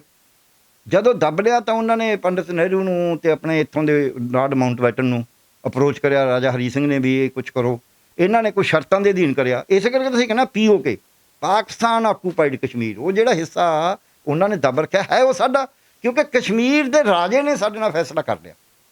ਜਿਵੇਂ 563 ਸਟੇਟਾਂ ਸੀ, ਜੇ 563 ਸਟੇਟਾਂ ਸਾਡੇ ਨਾਲ ਰਲੀਆਂ ਨੇ ਤੇ ਕਸ਼ਮੀਰ ਵੀ ਲੜ ਗਿਆ ਸਾਡੇ ਨਾਲ, ਤੇ ਕਸ਼ਮੀਰ ਨੇ ਕੋਈ ਸ਼ਰਤਾਂ ਤਹਿਤ ਅਸੀਂ ਉਹਨੂੰ ਰਲਾਇਆ। ਸੋ ਕਸ਼ਮੀਰ ਸਾਡਾ ਹਿੱਸਾ ਤਾਂ ਹੈਗਾ ਹੀ ਹੈ ਨਾ, ਹੈ ਤਾਂ ਸਾਡਾ ਹੀ ਨਾ, ਉਹ ਪਾਕਿਸਤਾਨ ਨੇ ਤਾਂ ਕਬਜ਼ਾ ਕਰਿਆ ਹੋਇਆ। ਇਸ ਕਰਕੇ ਅਸੀਂ POK ਕਹਿੰਦੇ ਆ, ਉਹ ਕਸ਼ਮੀਰ ਸਾਡਾ, ਇਹ 'ਚ ਕੋਈ ਦੋ ਰਾਏ ਨਹੀਂ, ਪਰ ਕੋਈ ਸ਼ਰਤਾਂ ਦੇ ਤਹਿਤ ਉਹ ਮਸੌਦਾ ਹੋਇਆ, ਉਹ ਕੋਈ ਅਸੀਂ ਨਹੀਂ ਕਰਿਆ। ਉਹ ਮਸੌਦਾ ਜਿਹੜਾ ਉਹਦੇ ਉੱਤੇ ਗੱਲ ਹੈ ਵੀ ਉਹ ਕਿਉਂ ਤੋੜਿਆ ਜਾ ਰਿਹਾ ਹੈ, ਕਿਵੇਂ ਕਰਿਆ ਜਾ ਰਿਹਾ। ਕਸ਼ਮੀਰੀਆਂ ਦਾ ਆਪਦਾ ਇੱਕ ਹੱਕ ਹੈ। ਸੋ ਇਸ ਕਰਕੇ ਜਿਹੜਾ ਕੋਈ ਇਹ ਕਹਿੰਦਾ ਹੈ ਕਿ ਕਸ਼ਮੀਰ ਭਾਰਤ ਦਾ ਹਿੱਸਾ ਨਹੀਂ, ਉਹ ਗਲਤ ਹੈ। ਕਸ਼ਮੀਰ ਭਾਰਤ ਦਾ ਹੀ ਹਿੱਸਾ ਹੈ, ਜਿਵੇਂ ਬਾਕੀ 500 ਜਿਵੇਂ ਬਟਾਲਾ ਸਟੇਟ ਸੀ, ਹੁਣ ਕੋਈ ਕਹਦੇ ਪੰਜਾਬ ਦਾ ਹਿੱਸਾ ਨਹੀਂ। ਹਾਲਾਂਕਿ ਇਹ ਤਾਂ ਆਜ਼ਾਦੀ ਤੋਂ ਬਾਅਦ ਪੈਪਸੂ ਰਿਹਾ ਇੱਕ, ਪੈਪਸੂ ਦਾ ਨਾਂ ਮਤਲਬ ਸੀਗਾ Patiala and East Punjab States Union, ਇਹ ਸਟੇਟਸ ਦੀ ਯੂਨੀਅਨ ਸੀ, ਫਿਰ ਇਹ ਪੰਜਾਬ 'ਚ ਮਰਜ ਹੋ ਗਿਆ। ਹੁਣ ਕੋਈ ਕਹੇ ਵੀ ਇਹ ਤਾਂ ਜੀ ਪਟਿਆਲਾ ਤਾਂ ਇੱਕ ਸਟੇਟ ਹੈ, ਕੌਣ ਕਿਵੇਂ ਹੋ ਗਈ ਪਟਿਆਲਾ? ਜੀਂਦ ਸਟੇਟ ਹੈ ਜੀ, ਕਪੂਰਥਲਾ ਸਟੇਟ ਹੈ ਜੀ, ਫੁਲਕੀਆਂ ਸਟੇਟ ਹੈ ਜੀ, ਨਾਭਾ ਸਟੇਟ ਹੈ ਜੀ। ਹੁਣ ਨਾਭਾ ਸਟੇਟ ਨਹੀਂ ਹੈ, ਹੁਣ ਨਾਭਾ ਇੱਕ ਤਹਿਸੀਲ ਆ ਬਸ। ਸੋ ਇਸ ਕਰਕੇ ਜਦ ਕੋਈ ਮਰਜ ਹੁੰਦਾ ਹੈ, ਪਰ ਜੇ ਕਿਸੇ ਸ਼ਰਤ 'ਤੇ, ਇਹ ਸ਼ਰਤਾਂ 'ਤੇ ਮਰਜ ਹੋਏ ਸੀ, ਇਹਨਾਂ ਨੂੰ ਪ੍ਰੀਵੀ ਪਰਸ ਮਿਲਦੇ ਸੀ, ਉਹ ਹੌਲੀ ਹੌਲੀ ਖਤਮ ਹੋਏ ਵੀ ਨਹੀਂ ਹੁਣ ਬਹੁਤ ਮਿਲ ਗਿਆ ਤੁਹਾਨੂੰ ਪੈਸਾ ਰਾਜਾ ਨੂੰ ਕਿਉਂਕਿ ਮਿਲਦਾ ਸੀ, ਜਨਤਾ ਦੀ ਗੱਲ ਨਹੀਂ ਸੀ ਉਹਦੇ 'ਚ, ਇਸ ਕਰਕੇ ਉਹਨੂੰ ਲੋਕਾਂ ਨੇ ਐਕਸੈਪਟ ਕਰ ਲਿਆ। ਬੈਂਕਾਂ ਪ੍ਰਾਈਵੇਟ ਸੀਗੀਆਂ, ਉਹਨਾਂ ਨੂੰ ਨੈਸ਼ਨਲਾਈਜ਼ ਕਰਤਾ, ਜਦ ਨੈਸ਼ਨਲਾਈਜ਼ ਕਰਤਾ ਲੋਕਾਂ ਨੇ ਐਕਸੈਪਟ ਕਰਿਆ ਵੀ ਚਲੋ ਸਾਨੂੰ ਹੁਣ ਕਰਜ਼ਾ ਮਿਲਣ ਲੱਗ ਜੂ, ਸਾਡਾ ਪੈਸਾ ਘੱਟ ਡੁੱਬੂਗਾ, ਹੁਣ ਫਿਰ ਪ੍ਰਾਈਵੇਟ ਹੋ ਰਿਹਾ। ਸੋ ਤੁਸੀਂ ਹਰ ਚੀਜ਼ ਨੂੰ ਕਿਸੇ ਸੰਦਰਭ 'ਚ ਦੇਖਦੇ ਹੋ। ਜੇ ਤੁਸੀਂ ਮੇਰੀ ਬੇਨਤੀ ਸੁਣ ਲਓ, ਸੂਰਜ ਦੀ ਲਾਲੀ ਇੱਕੋ ਜਿਹੀ ਦਿਖੇਗੀ ਜਾਂ ਸੂਰਜ ਜੇ ਚੜ੍ਹਿਆ ਨਹੀਂ, ਅਤੇ ਜਾਂ ਫਿਰ ਪੂਰਾ ਸਿਰ ਚੁੱਕੇ ਬਾਅਦ ਦੀ ਲਾਲੀ, ਚੜ੍ਹਨ ਤੋਂ ਪਹਿਲਾਂ ਦੀ ਲਾਲੀ। ਜਿਹੜੇ ਬਹੁਤ ਵੱਡੇ ਪਾਰਖੂ ਨਹੀਂ, ਉਹਨਾਂ ਨੂੰ ਜੋ ਫੋਟੋਗ੍ਰਾਫੀ ਕਰਕੇ ਦਿਖਾ ਦਿਓ ਇੱਕੋ ਜਿਹਾ ਲੱਗੂਗਾ, ਪਰ ਸੂਰਜ ਚੜ੍ਹਦੇ ਦਾ ਮਤਲਬ ਹੋਰ ਹੋਏਗਾ ਸਮੇਂ ਦਾ, ਕਿ ਅਸੀਂ ਉਹਦੇ 'ਤੇ ਵੇਲੇ ਗੱਲ ਕਰਾਂਗੇ। ਕੋਈ ਗੱਲ ਕਰਦਾ ਸੂਰਜ ਚੜ੍ਹਦੇ ਵੇਲੇ, ਲਾਲੀ ਉਹੀ ਹੈ, ਫੋਟੋ ਦਿਖਾਤੀ, ਜਾਂ ਛਿਪਦੇ ਵੇਲੇ ਗੱਲ ਕਰਾਂ। ਚੰਦਰਮਾ ਜੇ ਪੂਰਾ ਚੜ੍ਹ ਗਿਆ ਜਦ, ਉਦੋਂ ਉਹੀ ਜਵਾਰ ਭਟਾ ਕੇ ਪਾਉਣੇ ਉਹ ਜਾਂਦਾ ਉੱਤੇ ਤੱਕ ਉੱਛਲਦਾ, ਅਤੇ ਜਦੋਂ ਚੰਦਰਮਾ ਨਹੀਂ ਚੜ੍ਹਿਆ ਉਦੋਂ ਤੋਂ ਸੁੱਕਾ ਪਿਆ, ਲੋਕ ਉੱਥੇ ਇੰਜੋਏ ਕਰਦੇ ਨੇ। ਸੋ ਸਮੇਂ ਨੂੰ ਛੱਡ ਕੇ, ਸਥਾਨ ਨੂੰ ਛੱਡ ਕੇ, ਜੇ ਤੁਸੀਂ ਕਿਸੇ ਸ਼ਬਦ ਨੂੰ ਇੰਟਰਪ੍ਰੇਟ ਕਰਨਾ ਚਾਹੋਗੇ, ਕਿਸੇ ਫੋਟੋ ਨੂੰ ਇੰਟਰਪ੍ਰੇਟ ਕਰਨਾ ਚਾਹੋਗੇ, ਕਿਸੇ ਟੀਚਰ ਨੂੰ, ਕਿਸੇ ਸਿੱਠਣੀ ਨੂੰ, ਕਿਸੇ ਦੋਹੇ ਨੂੰ, ਕਿਸੇ ਸੱਭਿਆਚਾਰ ਨੂੰ ਇੰਟਰਪ੍ਰੇਟ ਕਰੋਗੇ ਤਾਂ ਤੁਸੀਂ ਗਲਤ ਹੋਵੋਗੇ। ਅਸੀਂ ਉਸ ਜੇ ਚਰਚਾ ਬਣੀਆਂ ਸੀ ਮੀਡੀਆ ਦੀਆਂ ਸੁਰਖੀਆਂ, ਤਾਂ ਇੱਕ ਹੋਰ ਵੀ ਸਵਾਲ ਨਿਕਲ ਕੇ ਆਉਂਦਾ ਵੀ ਕਈ ਤਾਂ ਇਹ ਕਹਿੰਦੇ ਸੀ ਵੀ ਕਸ਼ਮੀਰ ਦੇ ਲੋਕਾਂ ਨੂੰ ਪੁੱਛ ਲੈਣਾ ਚਾਹੀਦਾ ਸੀ ਵੀ ਉਹ 370 ਧਾਰਾ ਦੇ ਖਿਲਾਫ ਨੇ ਕਿ ਹੱਕ ਦੇ ਵਿੱਚ ਨੇ, ਵੀ ਬੜੀ ਉਸ ਨੇ ਚਰਚਾ ਚੱਲੀ ਸੀ। ਤੁਸੀਂ ਕਿਉਂਕਿ ਅਖਬਾਰਾਂ ਤੁਸੀਂ ਵੀ ਦੇਖੀਆਂ, ਖਬਰਾਂ ਵੀ ਉਸ ਸਮੇਂ ਚੱਲੀਆਂ, ਤੁਸੀਂ ਵੀ ਇੰਟਰਵਿਊ ਕੀਤੀਆਂ ਸੀ, ਕਿ ਇਹ ਗੱਲ ਵਾਜਬ ਸੀ ਕਿ ਇੱਕ ਦੀ ਸਲਾਹ ਕਰ ਲੈਣੀ ਚਾਹੀਦੀ ਸੀ ਕਸ਼ਮੀਰ ਦੇ ਲੋਕਾਂ ਨਾਲ? ਨਹੀਂ, ਉਹ ਸਲਾਹ ਕਰਨ ਦੀ ਤਾਂ ਖੈਰ ਗੱਲ ਮਾੜੀ ਮੋਟੀ ਹੋਈ ਸੀ ਪਹਿਲਾਂ ਹੀ, ਵੀ ਇਹਨਾਂ ਦੀ ਰਾਏ ਨਾਲ ਕਰਾਂਗੇ, ਪਰ ਉਹ UN 'ਚ ਮਾਮਲਾ ਸੀਗਾ, ਉਹਦੇ 'ਚ ਕੋਈ ਬਹੁਤਾ ਦਖਲਅੰਦਾਜ਼ੀ ਦੀ ਲੋੜ ਹੀ ਨਹੀਂ ਹੈ। UN ਨੂੰ ਕਹਿੰਦੀ ਵੀ ਭਾਈ ਤੁਸੀਂ ਪਲੱਬੀਸਾਈਡ ਕਰਾ ਲੈਂਦੇ, ਨਾ ਕਰਾ ਲੈਂਦੇ, ਜੋ ਵੀ ਕਰਦੇ, ਉਹ ਦੇਸ਼ ਨੇ ਫੈਸਲਾ ਕਰਨਾ ਹੈ, ਉਹ ਦੇਸ਼ ਦੀ ਸਰਕਾਰ ਨੇ ਫੈਸਲਾ ਕਰਨਾ ਹੈ, ਪਰ ਸਾਡਾ ਮਤਭੇਦ ਹੋ ਸਕਦਾ ਉਸ ਫੈਸਲੇ 'ਤੇ। ਫੈਸਲੇ ਕੱਲ੍ਹ ਨੂੰ ਜਿਵੇਂ ਪੰਜਾਬ 'ਚ ਜਿਵੇਂ ਉਹਨੇ ਇੰਦਰਾ ਗਾਂਧੀ ਜੀ ਨੇ ਐਮਰਜੈਂਸੀ ਲਾਈ ਸੀ, ਠੀਕ ਹੈ, ਸਾਡਾ ਮਤਭੇਦ ਸੀ ਵੀ ਗਲਤ ਲਾਈ। ਮਤਭੇਦ ਰੱਖਣਾ ਸਾਡਾ ਰਾਈਟ ਹੈ, ਸਾਡਾ ਸੰਵਿਧਾਨ ਸਾਨੂੰ ਇਹ ਰਾਈਟ ਦਿੰਦਾ ਹੈ। ਸਾਡੀ ਸੁਪਰੀਮ ਕੋਰਟ ਨੇ ਹੁਣ ਕਿਹਾ ਹੈ ਸਰਕਾਰ ਦਾ ਵਿਰੋਧ, ਸਰਕਾਰ 370 ਤੋੜਦੀ ਹੈ, ਮੈਂ ਉਹਦਾ ਵਿਰੋਧ ਕਰਨਾ, ਉਹ ਵਿਰੋਧ ਦਾ ਮਤਲਬ ਐਂਟੀ ਨੈਸ਼ਨਲ ਨਹੀਂ ਹੈ। ਸੁਪਰੀਮ ਕੋਰਟ ਨੇ ਕਿਹਾ, ਸਾਡਾ ਸੰਵਿਧਾਨ ਵੀ ਇਹੀ ਕਹਿੰਦਾ ਵੀ ਇਹ 'ਚ ਫਰਕ ਕਰੋ। ਜੇ ਤੁਸੀਂ ਇਹ ਚੀਜ਼ਾਂ ਬੋਲਦੇ ਹੋ, ਤੁਸੀਂ ਕਹਿੰਦੇ ਵੀ ਰਾਈਟ ਹੈ, ਬੋਲਣ ਦਾ ਸਭ ਨੂੰ ਅਧਿਕਾਰ ਹੈ, ਤੇ ਫਿਰ ਕੈਪਟਨ ਸਾਹਿਬ ਵੀ ਉਸ ਤੋਂ ਬਾਅਦ ਬਿਆਨ ਕਰਦੇ ਨੇ, ਹਰੀਸ਼ ਰਾਵਤ ਵੀ ਕਹਿ ਦਿੰਦੇ ਨੇ ਜਾ ਕੇ ਵੀ ਨਹੀਂ ਅਸੀਂ ਤਾਂ ਇਹਨਾਂ ਨੂੰ ਹਟਾਵਾਂਗੇ। ਤੁਹਾਡੇ ਮੈਂ ਕਰ ਕਹਿਣਾ ਵੀ ਨਾ ਕਹਿਣ, ਮੈਂ ਤਾਂ ਇਹ ਪੁੱਛਿਆ ਵੀ ਤੁਸੀਂ ਮੈਨੂੰ ਐਂ ਦੱਸ ਦਿਓ ਮੈਨੂੰ ਕਿਹੜੇ ਉਹਦਾ ਤੁਸੀਂ ਦਿੱਤਾ ਜੀ ਤੋਂ ਹਟਾਓਗੇ। ਮੈਂ ਤੁਹਾਨੂੰ ਕਹਾਂ ਤੁਸੀਂ ਉੱਥੇ ਬੈਠੇ ਕਿਸੇ ਹੋਰ ਦੀ ਇੰਟਰਵਿਊ ਕਰ ਦਿਓ, ਮੈਂ ਕਹਿੰਦਾ ਮੈਂ ਤੁਹਾਨੂੰ ਇੰਟਰਵਿਊ ਨਹੀਂ ਲੈਂਦੇ, ਨਹੀਂ ਮੈਂ ਕੌਣ ਆ, ਹੂ ਐਮ ਆਈ, ਨਾ ਤੁਸੀਂ ਮੇਰੇ ਇੰਪਲਾਈ ਨਾ ਹੋਰ। ਹਾਂ ਤੁਸੀਂ ਉਰੇ ਹੁਣ ਬੈਠੇ ਇੰਟਰਵਿਊ ਲੈ ਰਹੇ ਹੋ, ਮੈਂ ਹੁਣ ਕਹਿਦਾ ਵੀ ਵਿਜੇ ਬਸ ਬਹੁਤ ਹੋ ਗਿਆ, ਹੁਣ ਨਹੀਂ ਮੈਂ ਇੰਟਰਵਿਊ ਦੇਣੀ। ਮੈਨੂੰ ਹਰੀਸ਼ ਰਾਵਤ ਜੀ ਇਹ ਤਾਂ ਦੱਸ ਦਿੰਦੇ ਵੀ ਕਿਹੜਾ ਅਹੁਦਾ ਦਿੱਤਾ ਸੀ ਕਾਂਗਰਸ ਪਾਰਟੀ ਨੇ ਜਾਂ ਹਰੀਸ਼ ਰਾਵਤ ਜੀ ਨੇ ਜਾਂ ਕਿਸੇ ਨੇ ਜਿਹਤੋਂ ਉਹਨਾਂ ਨੇ ਹਟਾਉਣਾ ਸੀ। ਮੈਂ ਤਾਂ ਆਹ ਪੁੱਛਿਆ, ਇਹ ਮੈਂ ਕੋਈ ਜਵਾਨੀ ਪੁੱਛਿਆ, ਮੈਂ ਤਾਂ ਪਬਲਿਕਲੀ ਪੁੱਛਿਆ, ਮੈਂ ਤਾਂ BBC ਨੂੰ ਸਟੇਟਮੈਂਟ ਦਿੱਤੀ ਹੈ, ਔਰ ਮੈਂ BBC ਦਾ ਧੰਨਵਾਦ ਕਰਦਾ ਉਸ ਜਿਹੜਾ ਜਰਨਲਿਸਟ ਸੀਗੇ ਮਿਸਟਰ ਛਾਬੜਾ ਸ਼ਾਇਦ, ਅਤੇ ਵੀ ਉਹਨਾਂ ਨੇ ਐਨ ਜੋ ਮੈਂ ਕਿਹਾ ਐਗਜ਼ੈਕਟਲੀ ਉਹੀ ਵਰਡ ਲਾਏ। ਨਹੀਂ ਬਹੁਤ ਜਗ੍ਹਾ 'ਤੇ ਤੋੜ ਕੇ ਹੈਡਿੰਗ ਹੋਰ ਕੱਢ ਦੇਣਗੇ, ਸੁਰਖੀ ਹੋਰ ਬਣਾ ਦੇਣਗੇ। ਆਹ ਇੱਕ ਨਾਮੀ ਗ੍ਰਾਮੀ ਅਖਬਾਰ ਹੈ ਪੰਜਾਬ ਦਾ, ਅਤੇ ਉਹਨੇ ਚੱਕ ਕੇ ਡਾਤਾ, ਮੈਂ ਉਹਨੂੰ ਕਿਹਾ ਵੀ ਮੈਂ ਪਿਆਰ ਲਾਲ ਗਰਗ ਦੇ ਤੌਰ 'ਤੇ ਸਟੇਟਮੈਂਟ ਦੇ ਰਿਹਾ, ਅਤੇ ਉਹਨੇ ਚੱਕ ਕੇ ਡਾਤਾ ਸਿੱਧੂ ਦਾ ਸਲਾਹਕਾਰ। ਕੀ ਕਰੋਗੇ ਤੁਸੀਂ? ਉਹਨੂੰ ਪੁੱਛਿਆ, ਇੱਕ ਉਹਨੇ ਲਾਤਾ ਵੀ ਇਹ ਰਾਸ਼ਟਰ ਵਿਰੋਧੀ ਸਟੇਟਮੈਂਟ ਦਿੱਤੀ ਹੈ, ਪ੍ਰੋ ਪਾਕਿਸਤਾਨ ਦੀ ਹੈ। ਮੈਂ ਲਿਖ ਕੇ ਪੁੱਛਿਆ ਵੀ ਦੱਸੋ ਮੈਨੂੰ ਕਿਹੜੀ ਆ ਉਹ ਰਾਸ਼ਟਰ ਵਿਰੋਧੀ ਸਟੇਟਮੈਂਟ, ਦਿਖਾ ਤਾਂ ਦਿਓ ਤਾਂ ਕਿ ਮੈਨੂੰ ਪਤਾ ਲੱਗ ਜੇ। ਮੈਂ ਤਾਂ ਰਾਸ਼ਟਰ ਵਿਰੋਧੀ ਸਟੇਟਮੈਂਟ ਦੇਣਾ ਨਹੀਂ ਚਾਹੁੰਦਾ, ਪਰ ਜੇ ਮੇਰੇ ਤੋਂ ਕੋਈ ਅਣਜਾਣੇ 'ਚ ਮੰਨ ਲਓ ਕਹੀ ਗਈ ਹੋਵੇ, ਮੈਨੂੰ ਦਿਖਾ ਤਾਂ ਦਿਓ, ਮੈਨੂੰ ਪਤਾ ਤਾਂ ਲੱਗੇ ਵੀ ਹਾਂ ਯਾਰ ਇਹ ਤਾਂ ਗਲਤ ਹੋ ਗਈ। ਅਸੀਂ ਕਰਦੇ ਨਹੀਂ, ਅਸੀਂ ਸਰਜਰੀ ਕਰਕੇ ਕਹਿ ਦਿੰਦੇ ਹਾਂ। ਰੀਡੂ ਸਰਜਰੀ ਦਾ ਮਤਲਬ ਇਹੀ ਹੈ ਵੀ ਯਾਰ ਜਿਹੜੀ ਕਰੀ ਸੀ ਉਹ ਠੀਕ ਨਹੀਂ ਹੋਈ, ਆਪਾਂ ਨੂੰ ਦੁਬਾਰਾ ਕਰਨੀ ਪਊਗੀ। ਸੋ ਮੈਨੂੰ ਤਾਂ ਝਿਜਕੀ ਨਹੀਂ ਹੈ ਜੇ ਮੇਰੇ ਤੋਂ ਕੋਈ ਗਲਤੀ ਹੋ ਗਈ ਕਿ ਮੰਨਣ 'ਚ ਵੀ ਹਾਂ ਮੇਰੇ ਤੋਂ ਗਲਤੀ ਹੋਈ, ਪਰ ਮੈਨੂੰ ਦਿਖਾ ਤਾਂ ਦਿਓ ਵੀ ਆਏ ਭਾਈ। ਉਹ ਦਿਖਾਉਂਦੇ ਵੀ ਨਹੀਂ, ਕਿਉਂਕਿ ਉਹ ਸੁਣੀ ਸੁਣਾਈ ਇਹੀ ਤਾਂ ਦੁਖਾਂਤ ਹੈ ਸਾਡਾ। ਜਿਹੜਾ ਤੁਸੀਂ ਪੁੱਛਿਆ ਅੱਜ ਸਵਾਲ, ਬਹੁਤ ਵੱਡਾ ਸਵਾਲ ਪੁੱਛਿਆ ਤੁਸੀਂ, ਔਰ ਰੀਅਲੀ ਇਸ ਸਵਾਲ ਦਾ ਜਵਾਬ ਲੱਭਣਾ ਹੈ। ਸਿਆਸਤਦਾਨ ਗੁੰਮਰਾਹ ਕਰ ਰਿਹਾ ਲੋਕਾਂ ਨੂੰ, ਤੁਹਾਨੂੰ ਆਹ ਦੇ ਦੂੰ, ਉਹ ਦੇ ਦੂੰ, ਫਲਾਣਾ ਦੇ ਦੂੰ। ਕਿੱਥੇ ਨੇ 56 ਲੱਖ ਨੌਕਰੀਆਂ? ਕਿੱਥੇ ਨੇ 25 ਲੱਖ ਜਿਹੜੀਆਂ ਅਕਾਲੀ ਦਲ ਨੇ ਕਿਹਾ ਸੀ? ਕਿੱਥੇ ਨੇ 20 ਲੱਖ ਜਿਹੜੀਆਂ ਬੀਜੇਪੀ ਨੇ ਕਿਹਾ ਸੀ, ਆਪ ਵਾਲਿਆਂ ਨੇ ਕਿਹਾ ਸੀ? ਕਿੱਥੇ ਨੇ ਇੱਕ ਦਿਨ ਦਾ? ਕਿੱਥੇ ਨੇ ਇਹਨਾਂ ਨੇ ਕਦੇ ਡਿਸਕਸ ਕਰਿਆ ਹੋਵੇ ਉੱਥੇ ਵੀ ਇੱਥੇ ਸੈਸ਼ਨ ਹੋਲਡ ਕਰੋ 15 ਦਿਨ, ਆਪਾਂ ਖੇਤੀ ਨੂੰ, ਨਸ਼ਿਆਂ ਨੂੰ, ਬੇਰੁਜ਼ਗਾਰੀ ਨੂੰ ਇਹਨੂੰ ਡਿਸਕਸ ਕਰਾਂਗੇ ਉਰੇ? ਕਿੱਥੇ? ਦਿਖਾ ਦਿਓ ਇੱਕ ਸੈਸ਼ਨ ਇਸ ਗੱਲ ਦੇ ਉੱਤੇ। ਕਿਸੇ ਨੇ ਮੰਗ ਵੀ ਕਰੀ ਹੋਵੇ ਵੀ ਇਸ ਗੱਲ ਦੇ ਉੱਤੇ ਸੈਸ਼ਨ ਕਰੋ ਜੀ। ਸੈਸ਼ਨ ਇਸੇ ਵਾਸਤੇ ਹੀ ਹੁੰਦਾ, ਆਪਾਂ ਬੰਦੇ ਚੁਣਦੇ ਹਾਂ। ਆਪਾਂ ਕਹਿੰਦੇ ਨਹੀਂ ਵੀ ਘਰ ਦੇ ਸਿਆਣੇ ਬੰਦੇ ਨੇ ਜਾਂ ਪਿੰਡ ਦੀ ਪੰਚਾਇਤ ਹੈ, ਇਹ ਨਾ ਫੈਸਲਾ ਕਰ ਲਓ ਵੀ ਕਿਵੇਂ ਕਰਨਾ। ਪੰਚਾਇਤ ਇਕੱਲੇ ਲੋਕਾਂ ਦੇ ਝਗੜੇ ਨਿਬੇੜਨ ਵਾਸਤੇ ਨਹੀਂ ਹੁੰਦੀ। ਪੰਚਾਇਤ ਇਕੱਲੀਆਂ ਉੱਤੋਂ ਆਈਆਂ ਗ੍ਰਾਂਟਾਂ ਵਰਤਣ ਵਾਸਤੇ ਨਹੀਂ ਹੁੰਦੀ। ਪੰਚਾਇਤ ਐਂ ਵੀ ਦੇਖਦੀ ਹੈ ਵੀ ਯਾਰ ਇੱਥੇ ਚੜਾ ਖੜਾ ਹੈ, ਇਹਦਾ ਆਪਾਂ ਕਿਵੇਂ ਹੱਲ ਕਰੀਏ। ਪਹਿਲਾਂ ਆਪ ਸੋਚਦੇ ਨੇ, ਫਿਰ ਜੇ ਆਪੇ ਨਾ ਹੱਲ ਹੋਵੇ ਫਿਰ ਇਹਨੂੰ ਇਕੱਠਾ ਕਰਦੇ ਨੇ। ਯਾਨੀ ਕਿ ਸਮੱਸਿਆ ਦੇ ਬਾਰੇ ਸੋਚਣਾ ਵੀ ਉਸ ਪੰਚਾਇਤ ਦਾ ਸਭ ਤੋਂ ਵੱਡਾ ਕੰਮ ਹੈ। ਇਹ ਸਾਡੀ ਪੰਚਾਇਤ ਹੈ ਭਾਰਤ ਪੰਜਾਬ ਦੀ, ਇਹਨੇ ਕਿੱਦਾਂ ਸੋਚਿਆ ਨਸ਼ਿਆਂ ਬਾਰੇ। ਇਹ ਦੱਸ ਦੇਣ ਵੀ ਅਸੀਂ ਇੱਕ ਦੂਜੇ ਨੂੰ ਕਿਹਾ ਤੂੰ ਨਸ਼ੇ ਖਾ ਗਿਆ, ਤੂੰ ਨਸ਼ਿਆਂ 'ਚ ਐਂ ਕਰ ਗਿਆ, ਤੂੰ ਨਸ਼ਿਆਂ ਦਾ ਸੌਦਾਗਰ ਹੈ, ਤੈਨੂੰ ਅੰਦਰ ਕਰ ਦਾਂਗਾ। ਇਹ ਆਪਾਂ ਸਮਝੀਏ ਜਿਹੜੀ ਚੀਜ਼ ਦੀ ਲੋੜ ਸੀ। ਇਸ ਕਰਕੇ ਅੱਜ ਇਹ ਦੁਖਾਂਤ ਹੈ ਸਾਡਾ। ਆਪਾਂ ਇਸ ਗੱਲ ਨੂੰ ਕਰੀਏ ਖਤਮ ਹੁਣ ਕਿ ਸਾਡਾ ਸਿਆਸਤਦਾਨ ਲੋਕਾਂ ਨੂੰ ਗੁੰਮਰਾਹ ਕਰਕੇ ਰਾਜ ਕਰ ਰਿਹਾ। ਸਾਡਾ ਸਿਆਸਤਦਾਨ ਅੱਜ ਲੋਕਾਂ ਨੂੰ ਬੌਧਿਕ ਤੌਰ 'ਤੇ, ਆਰਥਿਕ ਤੌਰ 'ਤੇ, ਸਮਾਜਿਕ ਤੌਰ 'ਤੇ ਗਰੀਬ ਰੱਖਣਾ ਚਾਹੁੰਦਾ ਹੈ ਵੀ ਤਾਂ ਕਿ ਜੇ ਇਹ ਗਰੀਬ ਰਹਿਣਗੇ ਤਾਂ ਸਾਡੇ ਥੱਲੇ ਲੱਗੇ ਰਹਿਣਗੇ। ਜੇ ਬੌਧਿਕ ਤੌਰ 'ਤੇ ਤਿੱਖੇ ਹੋ ਗਏ, ਜੇ ਆਰਥਿਕ ਤੌਰ 'ਤੇ ਖੁਸ਼ਹਾਲ ਹੋ ਗਏ, ਜੇ ਸਮਾਜਿਕ ਤੌਰ 'ਤੇ ਖੁਸ਼ਹਾਲ ਹੋ ਗਏ, ਜਿਵੇਂ ਕਿਸਾਨ ਅੰਦੋਲਨ ਨੇ ਕਰਿਆ, ਆਰਥਿਕ ਤੌਰ 'ਤੇ ਤਾਂ ਕੁਛ ਕਰ ਨਹੀਂ ਸਕੇ, ਬੌਧਿਕ ਔਰ ਸਮਾਜਿਕ ਤੌਰ 'ਤੇ ਉਹਨਾਂ ਨੇ ਲੋਕਾਂ ਨੂੰ ਤਕੜੇ ਕਰਤਾ। ਇਸ ਕਰਕੇ ਕਿਸਾਨ ਅੰਦੋਲਨ ਡਿਕਟੇਟ ਕਰ ਰਿਹਾ ਟਰਮ, ਕੋਈ ਨਾ ਕਰੇ। ਦੇਖੋ ਤੁਹਾਡੇ ਸਾਹਮਣੇ ਹੋ ਰਿਹਾ। ਸੋ ਜਦ ਲੋਕ ਬੌਧਿਕ ਤੌਰ 'ਤੇ, ਸਮਾਜਿਕ ਤੌਰ 'ਤੇ, ਆਰਥਿਕ ਤੌਰ 'ਤੇ ਤਕੜੇ ਹੋਣਗੇ, ਫਿਰ ਇਹਨਾਂ ਨੂੰ ਚੁਣੌਤੀ ਦੇਣਗੇ। ਫਿਰ ਕੁੜੀਆਂ ਦੀ ਢਾੜਿਆਂ ਨਾਲ ਲੜਾਈ ਹੋਏਗੀ, ਕੁੜੀਆਂ ਢਾੜਿਆਂ ਦੀ ਮਹਿਲਾਂ ਨਾਲ ਲੜਾਈ ਹੋਏਗੀ। ਫਿਰ ਹੋਏਗਾ ਇਹ ਜਿਹੜੀ ਪਹਿਲਾਂ ਵੰਡੀ ਪਈ ਹੋਈ ਹੈ, ਦੋ ਹਿੱਸਿਆਂ ਦੇ ਵਿੱਚ ਧਰਤੀ ਵੰਡੀ, ਇੱਕ ਮਹਿਲਾਂ ਦੀ, ਇੱਕ ਢੋਕਾਂ ਦੀ, ਦੋ ਹਿੱਸਿਆਂ ਦੇ ਵਿੱਚ ਖਲਕਤ ਵੰਡੀ, ਇੱਕ ਲੋਕਾਂ ਦੀ, ਇੱਕ ਜੋਕਾਂ ਦੀ। ਫਿਰ ਲੋਕਾਂ ਤੇ ਜੋਕਾਂ ਦੀ ਲੜਾਈ ਹੋਏਗੀ। ਫਿਰ ਜੋਕਾਂ ਮਰਨਗੀਆਂ, ਲੋਕ ਰਾਜ ਕਰਨਗੇ। ਫਿਰ ਉਹ ਕਹਿੰਦੇ ਨਹੀਂ ਵੀ ਇੱਟ ਨਾਲ ਇੱਟ ਖੜਕਾਤੀ ਮਹਿਲਾਂ ਦੀ, ਫਿਰ ਮਹਿਲਾਂ ਦੀ ਇੱਟ ਨਾਲ ਇੱਟ ਖੜਕਾਈ ਜਾਏਗੀ ਜਿਹਦੇ ਲੋਕ ਖੜੇ ਹੋ ਗਏ। ਅੱਜ ਲੋਕਾਂ ਨੂੰ ਗਰੀਬ ਰੱਖਿਆ ਜਾ ਰਿਹਾ, ਇਸੇ ਕਰਕੇ ਲੋਕਾਂ ਨੂੰ ਬੌਧਿਕ ਤੌਰ 'ਤੇ ਕੰਗਾਲ ਰੱਖਿਆ ਜਾ ਰਿਹਾ ਵੀ ਉਹ ਸੋਚ ਨਹੀਂ ਇੱਦਾਂ। ਜਿਹੜਾ ਤੁਸੀਂ ਕਿਹਾ ਨਾ ਵੀ ਉਹ ਫਿਰ ਕਿੱਧਰ, ਉਹ ਫਿਰ ਜਾਤ 'ਤੇ ਉਹ ਸੋਚਣ ਲਾਇਆ ਜਾਂਦਾ ਲੋਕਾਂ ਨੂੰ।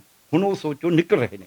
ਉਹ ਦਲਿਤ ਵੀ ਨਿਕਲ ਰਿਹਾ ਹੈ, ਨੌਨ ਦਲਿਤ ਵੀ ਨਿਕਲ ਰਿਹਾ ਹੈ, ਹਿੰਦੂ ਵੀ ਨਿਕਲ ਰਿਹਾ ਹੈ, ਸਿੱਖ ਵੀ ਨਿਕਲ ਰਿਹਾ ਹੈ, ਮੁਸਲਿਮ ਵੀ ਨਿਕਲ ਰਿਹਾ ਹੈ, ਈਸਾਈ ਵੀ ਨਿਕਲ ਰਿਹਾ ਹੈ, ਔਰਤਾਂ ਵੀ ਨਿਕਲ ਰਹੀਆਂ ਨੇ, ਮਰਦ ਵੀ ਨਿਕਲ ਰਹੇ ਨੇ, ਕਿਸਾਨ ਵੀ ਨਿਕਲ ਰਹੇ ਨੇ, ਵਪਾਰੀ ਵੀ ਨਿਕਲ ਰਹੇ ਨੇ, ਹਰ ਇੱਕ ਨੌਜਵਾਨ ਵੀ ਨਿਕਲ ਰਹੇ ਨੇ। ਹਰੇਕ ਉਸ ਸੋਚ 'ਚੋਂ ਨਿਕਲ ਰਿਹਾ ਹੈ ਜਿਹੜੀ ਸੋਚ ਇਹ ਦੇਣਾ ਚਾਹੁੰਦੇ ਨੇ ਲੋਕਾਂ ਨੂੰ ਵੰਡਣ ਦੀ। ਅੱਜ ਕਿਸਾਨ ਅੰਦੋਲਨ ਇੱਕ ਪੈਰਲਲ ਬਰਤਾਂਤ ਸਿਰਜ ਰਿਹਾ ਹੈ, ਸਮਾਨਾਂਤਰ, ਕਿ ਨਾ ਇਕੱਠੇ ਹੋਣ ਦੀ ਸੋਚ ਹੈ, ਇਕੱਠੇ ਹੋ ਕੇ ਫੈਸਲੇ ਲੈਣ ਦੀ ਸੋਚ ਹੈ। ਜਦ ਕੋਈ ਤੁਹਾਡਾ ਰੋਸ ਵੀ ਕਰਨਾ ਹੈ, ਉਦੋਂ ਵੀ ਕਿਸੇ ਨੂੰ ਤਕਲੀਫ ਨਾ ਹੋਵੇ, ਇਹਦਾ ਧਿਆਨ ਰੱਖਣਾ। ਜਦ ਕੋਈ ਕੰਮ ਕਰਨਾ ਹੈ, ਜੇ ਇੱਕ ਪਾਸੇ ਇੱਕ ਬੰਦਾ ਲੱਗਿਆ, ਦੂਜੇ ਪਾਸੇ ਦੂਜੇ ਰਲ ਕੇ ਕਰਦੇ ਇਹਨੂੰ ਕੰਮ। ਅੱਜ ਇਹ ਸੋਚ ਹੈ, ਇਹ ਸੋਚ ਅੱਗੇ ਆਈ। ਸਰ ਚੰਗੇ ਵਾਸਤੇ ਕਹਿੰਦੇ ਪੰਜਾਬ ਦੀ ਕੋਈ ਵੀ ਚੰਗੇ ਵਾਸਤੇ ਗੱਲ ਕਰਦਾ, ਗੱਲ ਹੋਣੀ ਚਾਹੀਦੀ, ਚਾਹੇ ਕੋਈ ਸਿਆਸੀ ਪਾਰਟੀ, ਕੋਈ ਸਿਆਸੀ ਲੀਡਰ, ਚਾਹੇ ਕੋਈ ਸਿਆਸੀ ਵਿਅਕਤੀ, ਚਾਹੇ ਕੋਈ ਬੁੱਧੀਜੀਵੀ ਹੈ, ਸਿਆਣੀ ਗੱਲ ਹੋਣੀ ਚਾਹੀਦੀ ਪੰਜਾਬ ਵਾਸਤੇ ਜੇ ਕੋਈ ਕਰਦਾ। ਹੁਣ ਸਵਾਲ ਇਹ ਹੁੰਦਾ ਵੀ ਤੁਸੀਂ ਜੇ ਸਲਾਹਕਾਰ ਸੀ, ਗੱਲਾਂ ਦੇਖੀਆਂ ਤੁਸੀਂ, ਪਹਿਲਾਂ ਵੀ ਗੱਲਾਂ ਦੇਖੀਆਂ ਸੀ, ਉਹ ਚੀਜ਼ਾਂ ਪਹਿਲਾਂ ਵੀ ਛਪਦੀਆਂ ਸੀ ਅਖਬਾਰਾਂ ਵਿੱਚ, ਪਹਿਲਾਂ ਵੀ ਚਰਚਾ ਹੁੰਦੀ ਸੀ। ਤੁਸੀਂ ਆਪਦਾ ਪੁਆਇੰਟ ਦੇਣਾ ਸੀ, ਪੁਆਇੰਟ ਦਿੱਤੇ ਜਾਂ ਜੋ ਵੀ ਦਿੱਤਾ ਆਫੀਸ਼ੀਅਲੀ ਦਿੱਤੇ, ਜਿੱਦਾਂ ਵੀ ਹੈਗਾ ਸੀ, ਮਿਲ ਕੇ ਦਿੱਤੇ ਜਾਂ ਫੋਨ 'ਤੇ ਦਿੱਤੇ। ਉਹੀ ਗੱਲਾਂ ਪਹਿਲਾਂ ਬੋਲਦੇ ਸੀ, ਉਹੀ ਗੱਲਾਂ ਪਹਿਲਾਂ ਹੁਣ ਬੋਲਦੇ ਸੀ, ਤਾਂ ਇਹਨਾਂ ਬਵਾਲ ਕਾਹਤੋਂ ਮੱਚਿਆ ਸੀ? ਇਹ ਕਿ ਵਾਕਈ ਬਵਾਲ ਦਾ ਫਰਕ ਸਮਝ ਲਓ। ਪਹਿਲਾਂ ਮੈਂ ਜਦ ਬੋਲਦਾ ਉਹ ਸੁਣ ਨਾ ਸੁਣ, ਮੰਨੇ ਨਾ ਮੰਨੇ, ਕੋਈ ਸਮਝ ਗਿਆ। ਮੈਂ ਬੋਲੀ ਜਾ ਰਿਹਾ ਨਾ, ਅੱਜ ਤੁਸੀਂ ਇੰਟਰਵਿਊ ਨਹੀਂ ਕਰ ਰਹੇ, ਮੈਂ ਇੱਥੇ ਖੜਾ ਬੋਲੀ ਜਾਵਾਂ, ਕਿੰਨੇ ਕੁ ਲੋਕਾਂ 'ਚ ਜਾਊਗੀ ਉਹ? ਕਿਸੇ ਨੂੰ ਕੋਈ ਚਿੰਤਾ ਨਹੀਂ।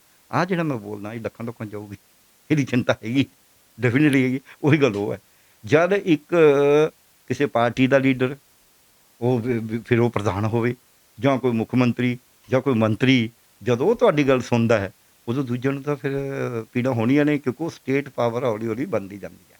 ਸੋ ਇਸ ਕਰਕੇ ਇਟ ਮੇਕਸ ਦੀ ਡਿਫਰੈਂਸ। ਇਹ ਹਮੇਸ਼ਾ ਹੀ ਫਰਕ ਹੁੰਦਾ ਹੈ। ਮੈਨੂੰ ਇੱਕ ਲਾਸਟ ਲਾਈਨ ਕਹਿ ਕੇ ਗੱਲ ਸਮਝਾ ਦਿੰਦਾ ਵੀ ਫਰਕ ਕਿਵੇਂ ਹੁੰਦਾ ਹੈ। ਮੇਰਾ ਡਿਪਟੀ ਰਜਿਸਟਰਾਰ ਕਹਿੰਦਾ ਜੀ ਆਹ ਫਲਾਣਾ ਕੰਮ ਨਹੀਂ, ਮੈਂ ਕਿਹਾ ਚਲ ਕੋਈ ਨਹੀਂ ਹੋ ਗਿਆ, ਮੈਂ ਕਹਿਤਾ ਹੋ ਗਿਆ। ਮੈਂ ਕਿਹਾ ਸਰ ਤੁਹਾਡੇ, ਮੈਂ ਕਿਹਾ ਮੈਂ ਰਜਿਸਟਰ ਹਾਂ ਨਾ, ਹੁਣ ਉਹਨੂੰ ਪਤਾ ਵੀ ਹੁਣ ਕੌਣ ਬੋਲ ਰਿਹਾ। ਸੋ ਇਸ ਕਰਕੇ ਜਿਹੜਾ ਬੰਦਾ ਉਹਦੇ 'ਚ ਹੈ ਉਹਦੇ ਬੋਲਣ ਦਾ ਇੱਕ ਮਤਲਬ ਹੁੰਦਾ। ਅਸੀਂ ਇਹਨੂੰ ਮੰਨਦੇ ਹਾਂ। ਜਿਹੜਾ ਤੁਸੀਂ ਕਿਹਾ ਵੀ ਹਰੇਕ ਬੰਦਾ, ਉਹ ਜਿਹੜੇ ਬੰਦੇ ਨੂੰ ਆਪਾਂ ਸਰਪੰਚ ਚੁਣਤਾ ਹੈ ਤਾਂ ਉਹ ਸਰਪੰਚ ਨਾ, ਉਹਦੀ ਗੱਲ ਮੰਨਣੀ ਪਊਗੀ ਸਾਨੂੰ। ਅਸੀਂ ਡਿਫਰ ਕਰ ਸਕਦੇ ਹਾਂ ਉਹਦੇ ਨਾਲ। ਇਹਨੇ ਮੁੱਖ ਮੰਤਰੀ ਚੁਣਤਾ, ਮੰਤਰੀ ਚੁਣਤਾ ਕਿਸੇ ਪਾਰਟੀ ਨੇ। ਮੈਂ ਸਾਰੇ ਲੀਡਰਾਂ ਨੂੰ ਕਹਿੰਦਾ ਸੀ, ਮੈਂ ਸਾਡੇ ਡਾਕਟਰ ਨੂੰ ਕਹਿੰਦਾ ਸੀ ਵੀ ਜੇ ਕਿਸੇ ਪਾਰਟੀ ਦਾ ਪ੍ਰਧਾਨ ਸਕੱਤਰ ਤੁਹਾਡੇ ਕੋਲ ਆਉਂਦਾ ਐ ਨਾ ਸਮਝੋ ਵੀ ਇਹ ਕਿਹੜਾ ਸਰਕਾਰ ਹੈ। ਉਹਨੂੰ ਬਿਠਾਓ ਕੇ, ਉਹ ਚੁਣਿਆ ਹੋਇਆ ਕਿਸੇ ਨੇ, ਕਿਸੇ ਸੰਸਥਾ ਨੇ ਚੁਣਿਆ ਉਸਨੂੰ। ਉਹਨੂੰ ਕੋਈ ਨਹੀਂ ਜੀ ਬੈਠੋ। ਵਪਾਰ ਮੰਡਲ ਵਾਲੇ ਆ ਗਏ, ਟ੍ਰੇਡ ਯੂਨੀਅਨ ਵਾਲੇ ਆ ਗਏ, ਅਸੀਂ ਕਹਿੰਦਾ ਕੋਈ ਨਹੀਂ ਜੀ ਬੈਠੋ। ਪੱਤਰਕਾਰਾਂ ਦੇ ਪ੍ਰਧਾਨ ਆ ਗਏ, ਅਸੀਂ ਕਹਿੰਦਾ ਕੋਈ ਨਹੀਂ ਬੈਠੋ, ਦੱਸੋ ਕੀ ਗੱਲ। ਇਹ ਸਾਡੀ ਡਿਊਟੀ ਹੈ ਕਿਉਂਕਿ ਉਹ ਚੁਣਿਆ ਹੋਇਆ। ਸੋ ਚੁਣਿਆ ਹੋਇਆ ਬੰਦਾ ਜਦ ਕੋਈ ਗੱਲ ਕਹਿੰਦਾ ਹੈ, ਉਹਦਾ ਪ੍ਰਭਾਵ 100 ਗੁਣਾ ਬਣ ਜਾਂਦਾ ਹੈ। ਇਹਦੀ ਵਜ੍ਹਾ ਕੋਈ ਜੇ ਵਿਅਕਤੀਗਤ ਹੈ। ਆਪ ਸਰ, ਇੱਕ ਆਖਰੀ ਸਵਾਲ ਜੋ ਮੈਂ ਜਿੱਥੇ ਸਟਾਰਟ ਕੀਤਾ ਸੀ ਉੱਥੇ ਖਤਮ ਕਰੂੰਗਾ। ਨਵਜੋਤ ਸਿੰਘ ਸਿੱਧੂ ਨੇ ਅਸਤੀਫਾ ਦੇ ਦਿੱਤਾ ਹੈ। ਕੀ ਨਵਜੋਤ ਸਿੰਘ ਸਿੱਧੂ ਨੂੰ ਹਾਈ ਕਮਾਂਡ ਦੀਆਂ ਗੱਲਾਂ ਚੰਗੀਆਂ ਨਹੀਂ ਲੱਗਦੀਆਂ, ਇਸ ਕਰਕੇ ਅਸਤੀਫਾ ਦਿੱਤਾ, ਜਾਂ ਨਵਜੋਤ ਸਿੰਘ ਸਿੱਧੂ ਨੂੰ ਪਤਾ ਪੰਜਾਬ ਦੀ ਸਿਚੁਏਸ਼ਨ ਕੀ ਹੈ 2022 ਦੇ ਵਿੱਚ, ਕਿ ਕੋਈ ਚੀਜ਼ ਨਵੀਂ ਲੈ ਕੇ ਆਣ ਕੇ ਤਾਂ ਅਸਤੀਫਾ ਦਿੱਤਾ, ਜਾਂ ਵਾਕਈ ਉਹਨਾਂ ਨੂੰ ਪਤਾ ਹੈ ਕਿ ਚੰਨੀ ਸਾਹਿਬ ਨੂੰ ਜਿਸ ਤਰੀਕੇ ਨਾਲ ਲੋਕ ਹੁਣ ਇੱਕ ਖੇਡਿਆ ਗਿਆ ਇੱਕ ਵਰਗ ਨੂੰ ਲੈ ਕੇ ਪਤਾ ਆਉਣ ਵਾਲੇ 22 ਦੇ ਵਿੱਚ ਇੰਪੈਕਟ ਪਏਗਾ, ਜਾਂ ਮੰਨਦੇ ਨੇ ਕਿ ਨਵਜੋਤ ਸਿੰਘ ਸਿੱਧੂ ਆਉਣ ਵਾਲੇ ਸਮੇਂ ਦੇ ਵਿੱਚ ਪੰਜਾਬ ਦੀ ਕੁਝ ਇਹੋ ਚੀਜ਼ਾਂ ਨੂੰ ਸਾਹਮਣੇ ਲਿਆ ਸਕਦੇ ਨੇ ਜਿਸ ਕਰਕੇ ਹਾਈ ਕਮਾਂਡ ਹਾਵੀ ਨਹੀਂ ਹੋਣ ਦੇਣਾ ਚਾਹੀਦੀ। ਇਸ ਦਾ ਮਤਲਬ ਕੀ ਹੈ? ਦੇਖੋ, ਮੈਨੂੰ ਇਹ ਨਹੀਂ ਪਤਾ, ਇਹ ਤਾਂ ਉਹਨਾਂ ਦੀ ਇੰਟਰਨਲ ਕੰਟਰੋਵਰਸੀ ਹੈ। ਤੁਹਾਨੂੰ ਜ਼ਿਆਦਾ ਪਤਾ ਹੋਊਗਾ, ਤੁਸੀਂ ਪੱਤਰਕਾਰ ਜ਼ਿਆਦਾ ਤਿੱਖੇ ਹੁੰਦੇ ਹੋ ਅਤੇ ਤੁਹਾਡੇ ਕੋਲ ਸੋਰਸ ਵੀ ਜ਼ਿਆਦਾ ਹੁੰਦੇ ਨੇ। ਪਰ ਇੱਕ ਗੱਲ ਮੈਂ ਕਹਿ ਸਕਦਾ, ਉਹ ਇਹ ਜਿੰਨਾ ਮੇਰਾ ਇੰਟਰੈਕਸ਼ਨ ਹੋਇਆ ਨਵਜੋਤ ਸਿੱਧੂ ਨਾਲ, ਸਿਰਫ 2 ਵਾਰੀ ਹੈ। ਇੱਕ ਵਾਰੀ ਫੋਨ ਦੇ ਉੱਤੇ ਹੋਇਆ, ਇੱਕ ਵਾਰੀ ਮਿਲਿਆ। ਮਿਲਣ ਤੋਂ ਬਾਅਦ ਫੋਨ ਆਇਆ, ਪਹਿਲਾਂ ਤਾਂ ਮੈਂ ਕਦੇ ਮਿਲਿਆ ਹੀ ਨਹੀਂ। ਮੈਨੂੰ ਇਹ ਲੱਗਦਾ ਉਹ ਸੁਹਿਰਦ ਦੇ ਸਿਆਸਤਦਾਨ ਹੈ, ਉਹ ਮੁੱਦਿਆਂ ਦੀ ਰਾਜਨੀਤੀ ਕਰਨਾ ਚਾਹੁੰਦਾ ਹੈ। ਅਤੇ ਮੈਂ ਤਾਂ ਆਪਣੇ ਅਸਤੀਫੇ 'ਚ ਵੀ ਇਹੀ ਲਿਖਿਆ, ਅਸਤੀਫਾ ਜਿਹਨੂੰ ਕਹਿੰਦੇ ਤੁਸੀਂ ਵੀ ਜਿਹੜੀ ਕੰਸੈਂਟ ਵਿਡਰਾ ਕਰੀ ਹੈ, ਮੈਂ ਤਾਂ ਉਹਦੇ 'ਚ ਵੀ ਇਹੀ ਲਿਖਿਆ ਕਿ ਵੀ ਸਾਡੀਆਂ ਜਿਹੜੀਆਂ ਵਿਵਤਾਵਾਂ ਨੇ ਉਹਨਾਂ ਨੂੰ ਯਥਾ ਸ਼ਕਤੀ ਉਹਨਾਂ ਨੂੰ ਵਰਤ ਕੇ ਵਿਕਾਸ ਕਰਨ ਨੂੰ, ਇਹ ਜਿਹੜੀਆਂ ਤਾਕਤਾਂ ਨੇ, ਜਿਹੜੀਆਂ ਤਾਕਤਾਂ ਇੱਕ ਨਹੀਂ ਲਿਖੀ ਪਾਰਟੀ, ਜਿਹੜੀਆਂ ਤਾਕਤਾਂ ਇਹ ਚਾਹੁੰਦੀਆਂ ਨੇ, ਜਿਹੜੇ ਸਿਆਸਤਦਾਨ ਇਹ ਚਾਹੁੰਦੇ ਨੇ ਕਿ ਜੋ ਸਥਿਤੀ ਹੈ ਉਹੀ ਬਣੀ ਰਹੇ, ਉਹ ਸਾਡੇ ਖਿਲਾਫ ਇਹੋ ਜਿਹਾ ਪ੍ਰੋਪੇਗੈਂਡਾ ਕਰਦੇ ਨੇ, ਸਾਡੀ ਜ਼ਬਾਨ ਬੰਦ ਕਰਨਾ ਚਾਹੁੰਦੇ ਨੇ। ਸਿੱਧੂ ਸਾਹਿਬ ਜਿਹੜੇ ਨੇ, ਮੈਂ ਉਹਦੇ 'ਚ ਲਿਖਿਆ ਸਪਸ਼ਟ ਵੀ ਸਿੱਧੂ ਸਾਹਿਬ ਮੁੱਦਿਆਂ ਦੀ ਰਾਜਨੀਤੀ ਕਰਦੇ ਨੇ। ਮੈਂ ਇਸੇ ਕਰਕੇ ਉਹਨਾਂ ਨੂੰ ਹਾਂ ਕਰੀ ਸੀ, ਨਹੀਂ ਮੈਂ ਹਾਂ ਹੂੰ ਨਹੀਂ ਕਰਨ ਵਾਲਾ। ਮੈਂ ਕੀ ਲੈਣਾ ਕਿਸੇ ਤੋਂ, ਮੈਂ ਕੀ ਲੈਣਾ ਕਿਸੇ ਪਾਰਟੀ ਤੋਂ, ਪਰ ਮੈਂ ਹਾਂ ਤਾਂ ਕਰੀ ਸੀ ਉਹ ਮੁੱਦਿਆਂ ਦੀ ਰਾਜਨੀਤੀ ਕਰਦੇ ਨੇ, ਔਰ ਮੁੱਦਿਆਂ ਦੀ ਰਾਜਨੀਤੀ ਨਾਲ ਹੀ ਪੰਜਾਬ ਦਾ ਪਾਰਾ ਹੋਣਾ, ਅਤੇ ਬਾਕੀ ਮੁੱਦਿਆਂ ਦੀ ਰਾਜਨੀਤੀ ਨਹੀਂ ਚਾਹੁੰਦੇ, ਉਹ ਕਾਂਗਰਸ ਦੇ ਵਿੱਚ ਵੀ ਨਹੀਂ ਚਾਹੁੰਦੇ। ਤੇ ਸਾਰੀ ਗੱਲਬਾਤ ਸੁਣੀਏ। ਸਾਡੇ ਨਾਲ ਮੌਜੂਦ ਸਨ ਡਾਕਟਰ ਪਹਿਲ ਲਾਲ ਗਰਗ। ਇੰਟਰੋ ਕਰਨ ਦਾ ਮਕਸਦ ਇਹ ਸੀ ਕਿ ਪੰਜਾਬ ਨੂੰ ਲੈ ਕੇ ਜਿਸ ਤਰੀਕੇ ਨਾਲ ਅਲੱਗ-ਅਲੱਗ ਤਰੀਕੇ ਦੇ ਨਾਲ ਕੋਈ ਵਰਗ ਦਾ ਪੱਤਾ ਖੇਡਿਆ ਜਾਂਦਾ ਕਿ ਲੋਕ ਉਸ ਬਹਿਕਾਵੇ ਵਿੱਚ ਆਉਂਦੇ ਨੇ, ਕਿ ਲੋਕਾਂ ਦੀ ਵੀ ਚੋਇਸ ਹੁੰਦੀ ਹੈ ਵੀ ਸਾਡਾ ਲੀਡਰ ਜੋ ਹੈ ਉਹ ਸਾਡੇ ਧਰਮ ਜਾਤ ਦਾ, ਅਸੀਂ ਕਿਸੇ ਭੈਣ ਭਰਾ ਦੇ ਕਹਿਣ 'ਤੇ ਵੋਟ ਪਾ ਦਿੰਦੇ ਹਾਂ, ਕਿਸੇ ਯਾਦ ਮਿੱਤਰ ਦੇ ਕਹਿਣ 'ਤੇ ਵੋਟ ਪਾ ਦਿੰਦੇ ਹਾਂ। ਜੇ ਇਸੇ ਤਰੀਕੇ ਨਾਲ ਚੱਲਦਾ ਰਿਹਾ ਕਿ ਵਾਕਈ ਤੁਸੀਂ ਆਪਦਾ ਕੈਂਡੀਡੇਟ ਜੋ ਤੁਹਾਡੇ ਹਲਕੇ ਵਿੱਚ ਖੜਾ ਹੈ ਉਸ ਨੂੰ ਜਾਣਦੇ ਹੋ ਕਿ ਕਿਸੇ ਦੇ ਕਹਿਣ 'ਤੇ ਵੋਟ ਪਾਉਂਦੇ ਹੋ, ਇਹ ਸਭ ਤੋਂ ਅਹਿਮ ਸਵਾਲ ਹੈ। ਤੇ ਦੂਸਰੇ ਪਾਸੇ ਕੋਈ ਵੀ ਸਿਆਸੀ ਪਾਰਟੀ ਇਹ ਕਹਿੰਦੀ ਹੈ ਵੀ ਪੰਜਾਬ ਦੇ ਸਿਰੋਂ ਕਰਜ਼ਾ ਕਿਵੇਂ ਲਾਉਣਾ ਹੈ, ਸਿੱਖਿਆ ਕਿਵੇਂ ਦੇਣੀ ਹੈ, ਹਸਪਤਾਲ ਕਿਵੇਂ ਬਣਾਉਣੇ ਨੇ, ਪੰਜਾਬ ਦੇ ਲੋਕਾਂ ਨੂੰ ਜਾਂ ਪੰਜਾਬ ਦੇ ਨੌਜਵਾਨਾਂ ਨੂੰ ਨੌਕਰੀ ਕਿਵੇਂ ਦੇਣੀ ਹੈ। ਪੰਜਾਬ ਯੂਥ ਤਾਂ ਬਾਹਰ ਜਾ ਰਿਹਾ ਆਈਲੈਟਸ ਕਰਕੇ, ਕਿ ਵਾਕਈ ਕੋਈ ਸਿਆਸੀ ਪਾਰਟੀ ਕਹਿੰਦੀ ਹੈ ਜਾਂ ਸਾਰੀ ਮੁੱਦਿਆਂ ਨੂੰ ਛੱਡ ਕੇ ਚਿਹਰੇ ਦੀ ਰਾਜਨੀਤੀ ਕਰਨਾ ਚਾਹੁੰਦੇ ਨੇ। ਕੋਈ ਕਹਿੰਦਾ ਅਸੀਂ ਦਲਿਤ ਸੀਐਮ ਬਣਾਵਾਂਗੇ, ਕੋਈ ਕਹਿੰਦਾ ਡਿਪਟੀ ਸੀਐਮ ਦਲਿਤ ਹੋਊਗਾ। ਹੁਣ ਤਾਂ ਸੀਐਮ ਕਾਂਗਰਸ ਪਾਰਟੀ ਨੇ ਦਲਿਤ ਬਣਾ ਦਿੱਤਾ, ਪਰ ਉਹ ਦਲਿਤ ਸੀਐਮ ਬਾਅਦ ਵਿੱਚ ਨੇ, ਪਹਿਲੇ ਉਹ ਪੰਜਾਬ ਦੇ ਸੀਐਮ ਨੇ। ਇਹ ਸਮਝਣ ਦੀ ਲੋੜ ਹੈ, ਪਹਿਲੇ ਉਹ ਪੰਜਾਬ ਦੇ ਸੀਐਮ ਨੇ, ਮੁੱਖ ਮੰਤਰੀ ਪੂਰੇ ਪੰਜਾਬ ਦੇ ਨੇ, ਜੋ ਇਹਨਾਂ ਨੂੰ ਵੰਡ ਕੇ ਰੱਖਣ ਦੀ ਕੋਸ਼ਿਸ਼ ਕਰਦਾ ਹੈ। ਸਿਆਸਤਦਾਨ ਨੂੰ ਤੁਸੀਂ ਸਵਾਲ ਕਰਨਾ ਹੈ, ਜਦੋਂ ਵੀ ਤੁਹਾਡੇ ਹਲਕੇ 'ਚ ਕੋਈ ਲੀਡਰ ਆਉਂਦਾ ਸਵਾਲ ਕਰੇ ਜੇ ਤੁਸੀਂ ਸਾਡੇ ਵਾਸਤੇ ਕੀਤਾ ਕੀ ਹੈ। ਪੁਰਾਣੀ ਚੀਜ਼ਾਂ ਚੇਤੇ ਕਰਾਏ ਜੇ ਵੀ ਇਹਨਾਂ 'ਚ ਕਿੰਨੇ ਵਾਅਦੇ ਪੂਰੇ ਕੀਤੇ ਨੇ, ਤਾਂ ਹੀ ਤੁਹਾਡੇ ਹੱਥ ਵਿੱਚ ਨੌਕਰੀਆਂ ਹੋਣਗੀਆਂ। ਨਹੀਂ ਤਾਂ ਤੁਸੀਂ ਵੀ ਮੋਹਾਲੀ ਚੰਡੀਗੜ੍ਹ ਦੇ ਵਿੱਚ ਅੱਜ ਵੀ ਨੌਜਵਾਨ ਨੌਕਰੀਆਂ ਨੂੰ ਉਡੀਕ ਕਰਦੇ ਨੇ ਤੇ ਇੱਥੇ ਡਿਗਰੀਆਂ ਲੈ ਕੇ ਖੜੇ ਨੇ, ਇਹ ਵਾਅਦੇ ਕੱਲ੍ਹ ਨੂੰ ਤੁਹਾਡੀ ਵੀ ਆ ਜਾਣੀ ਹੈ।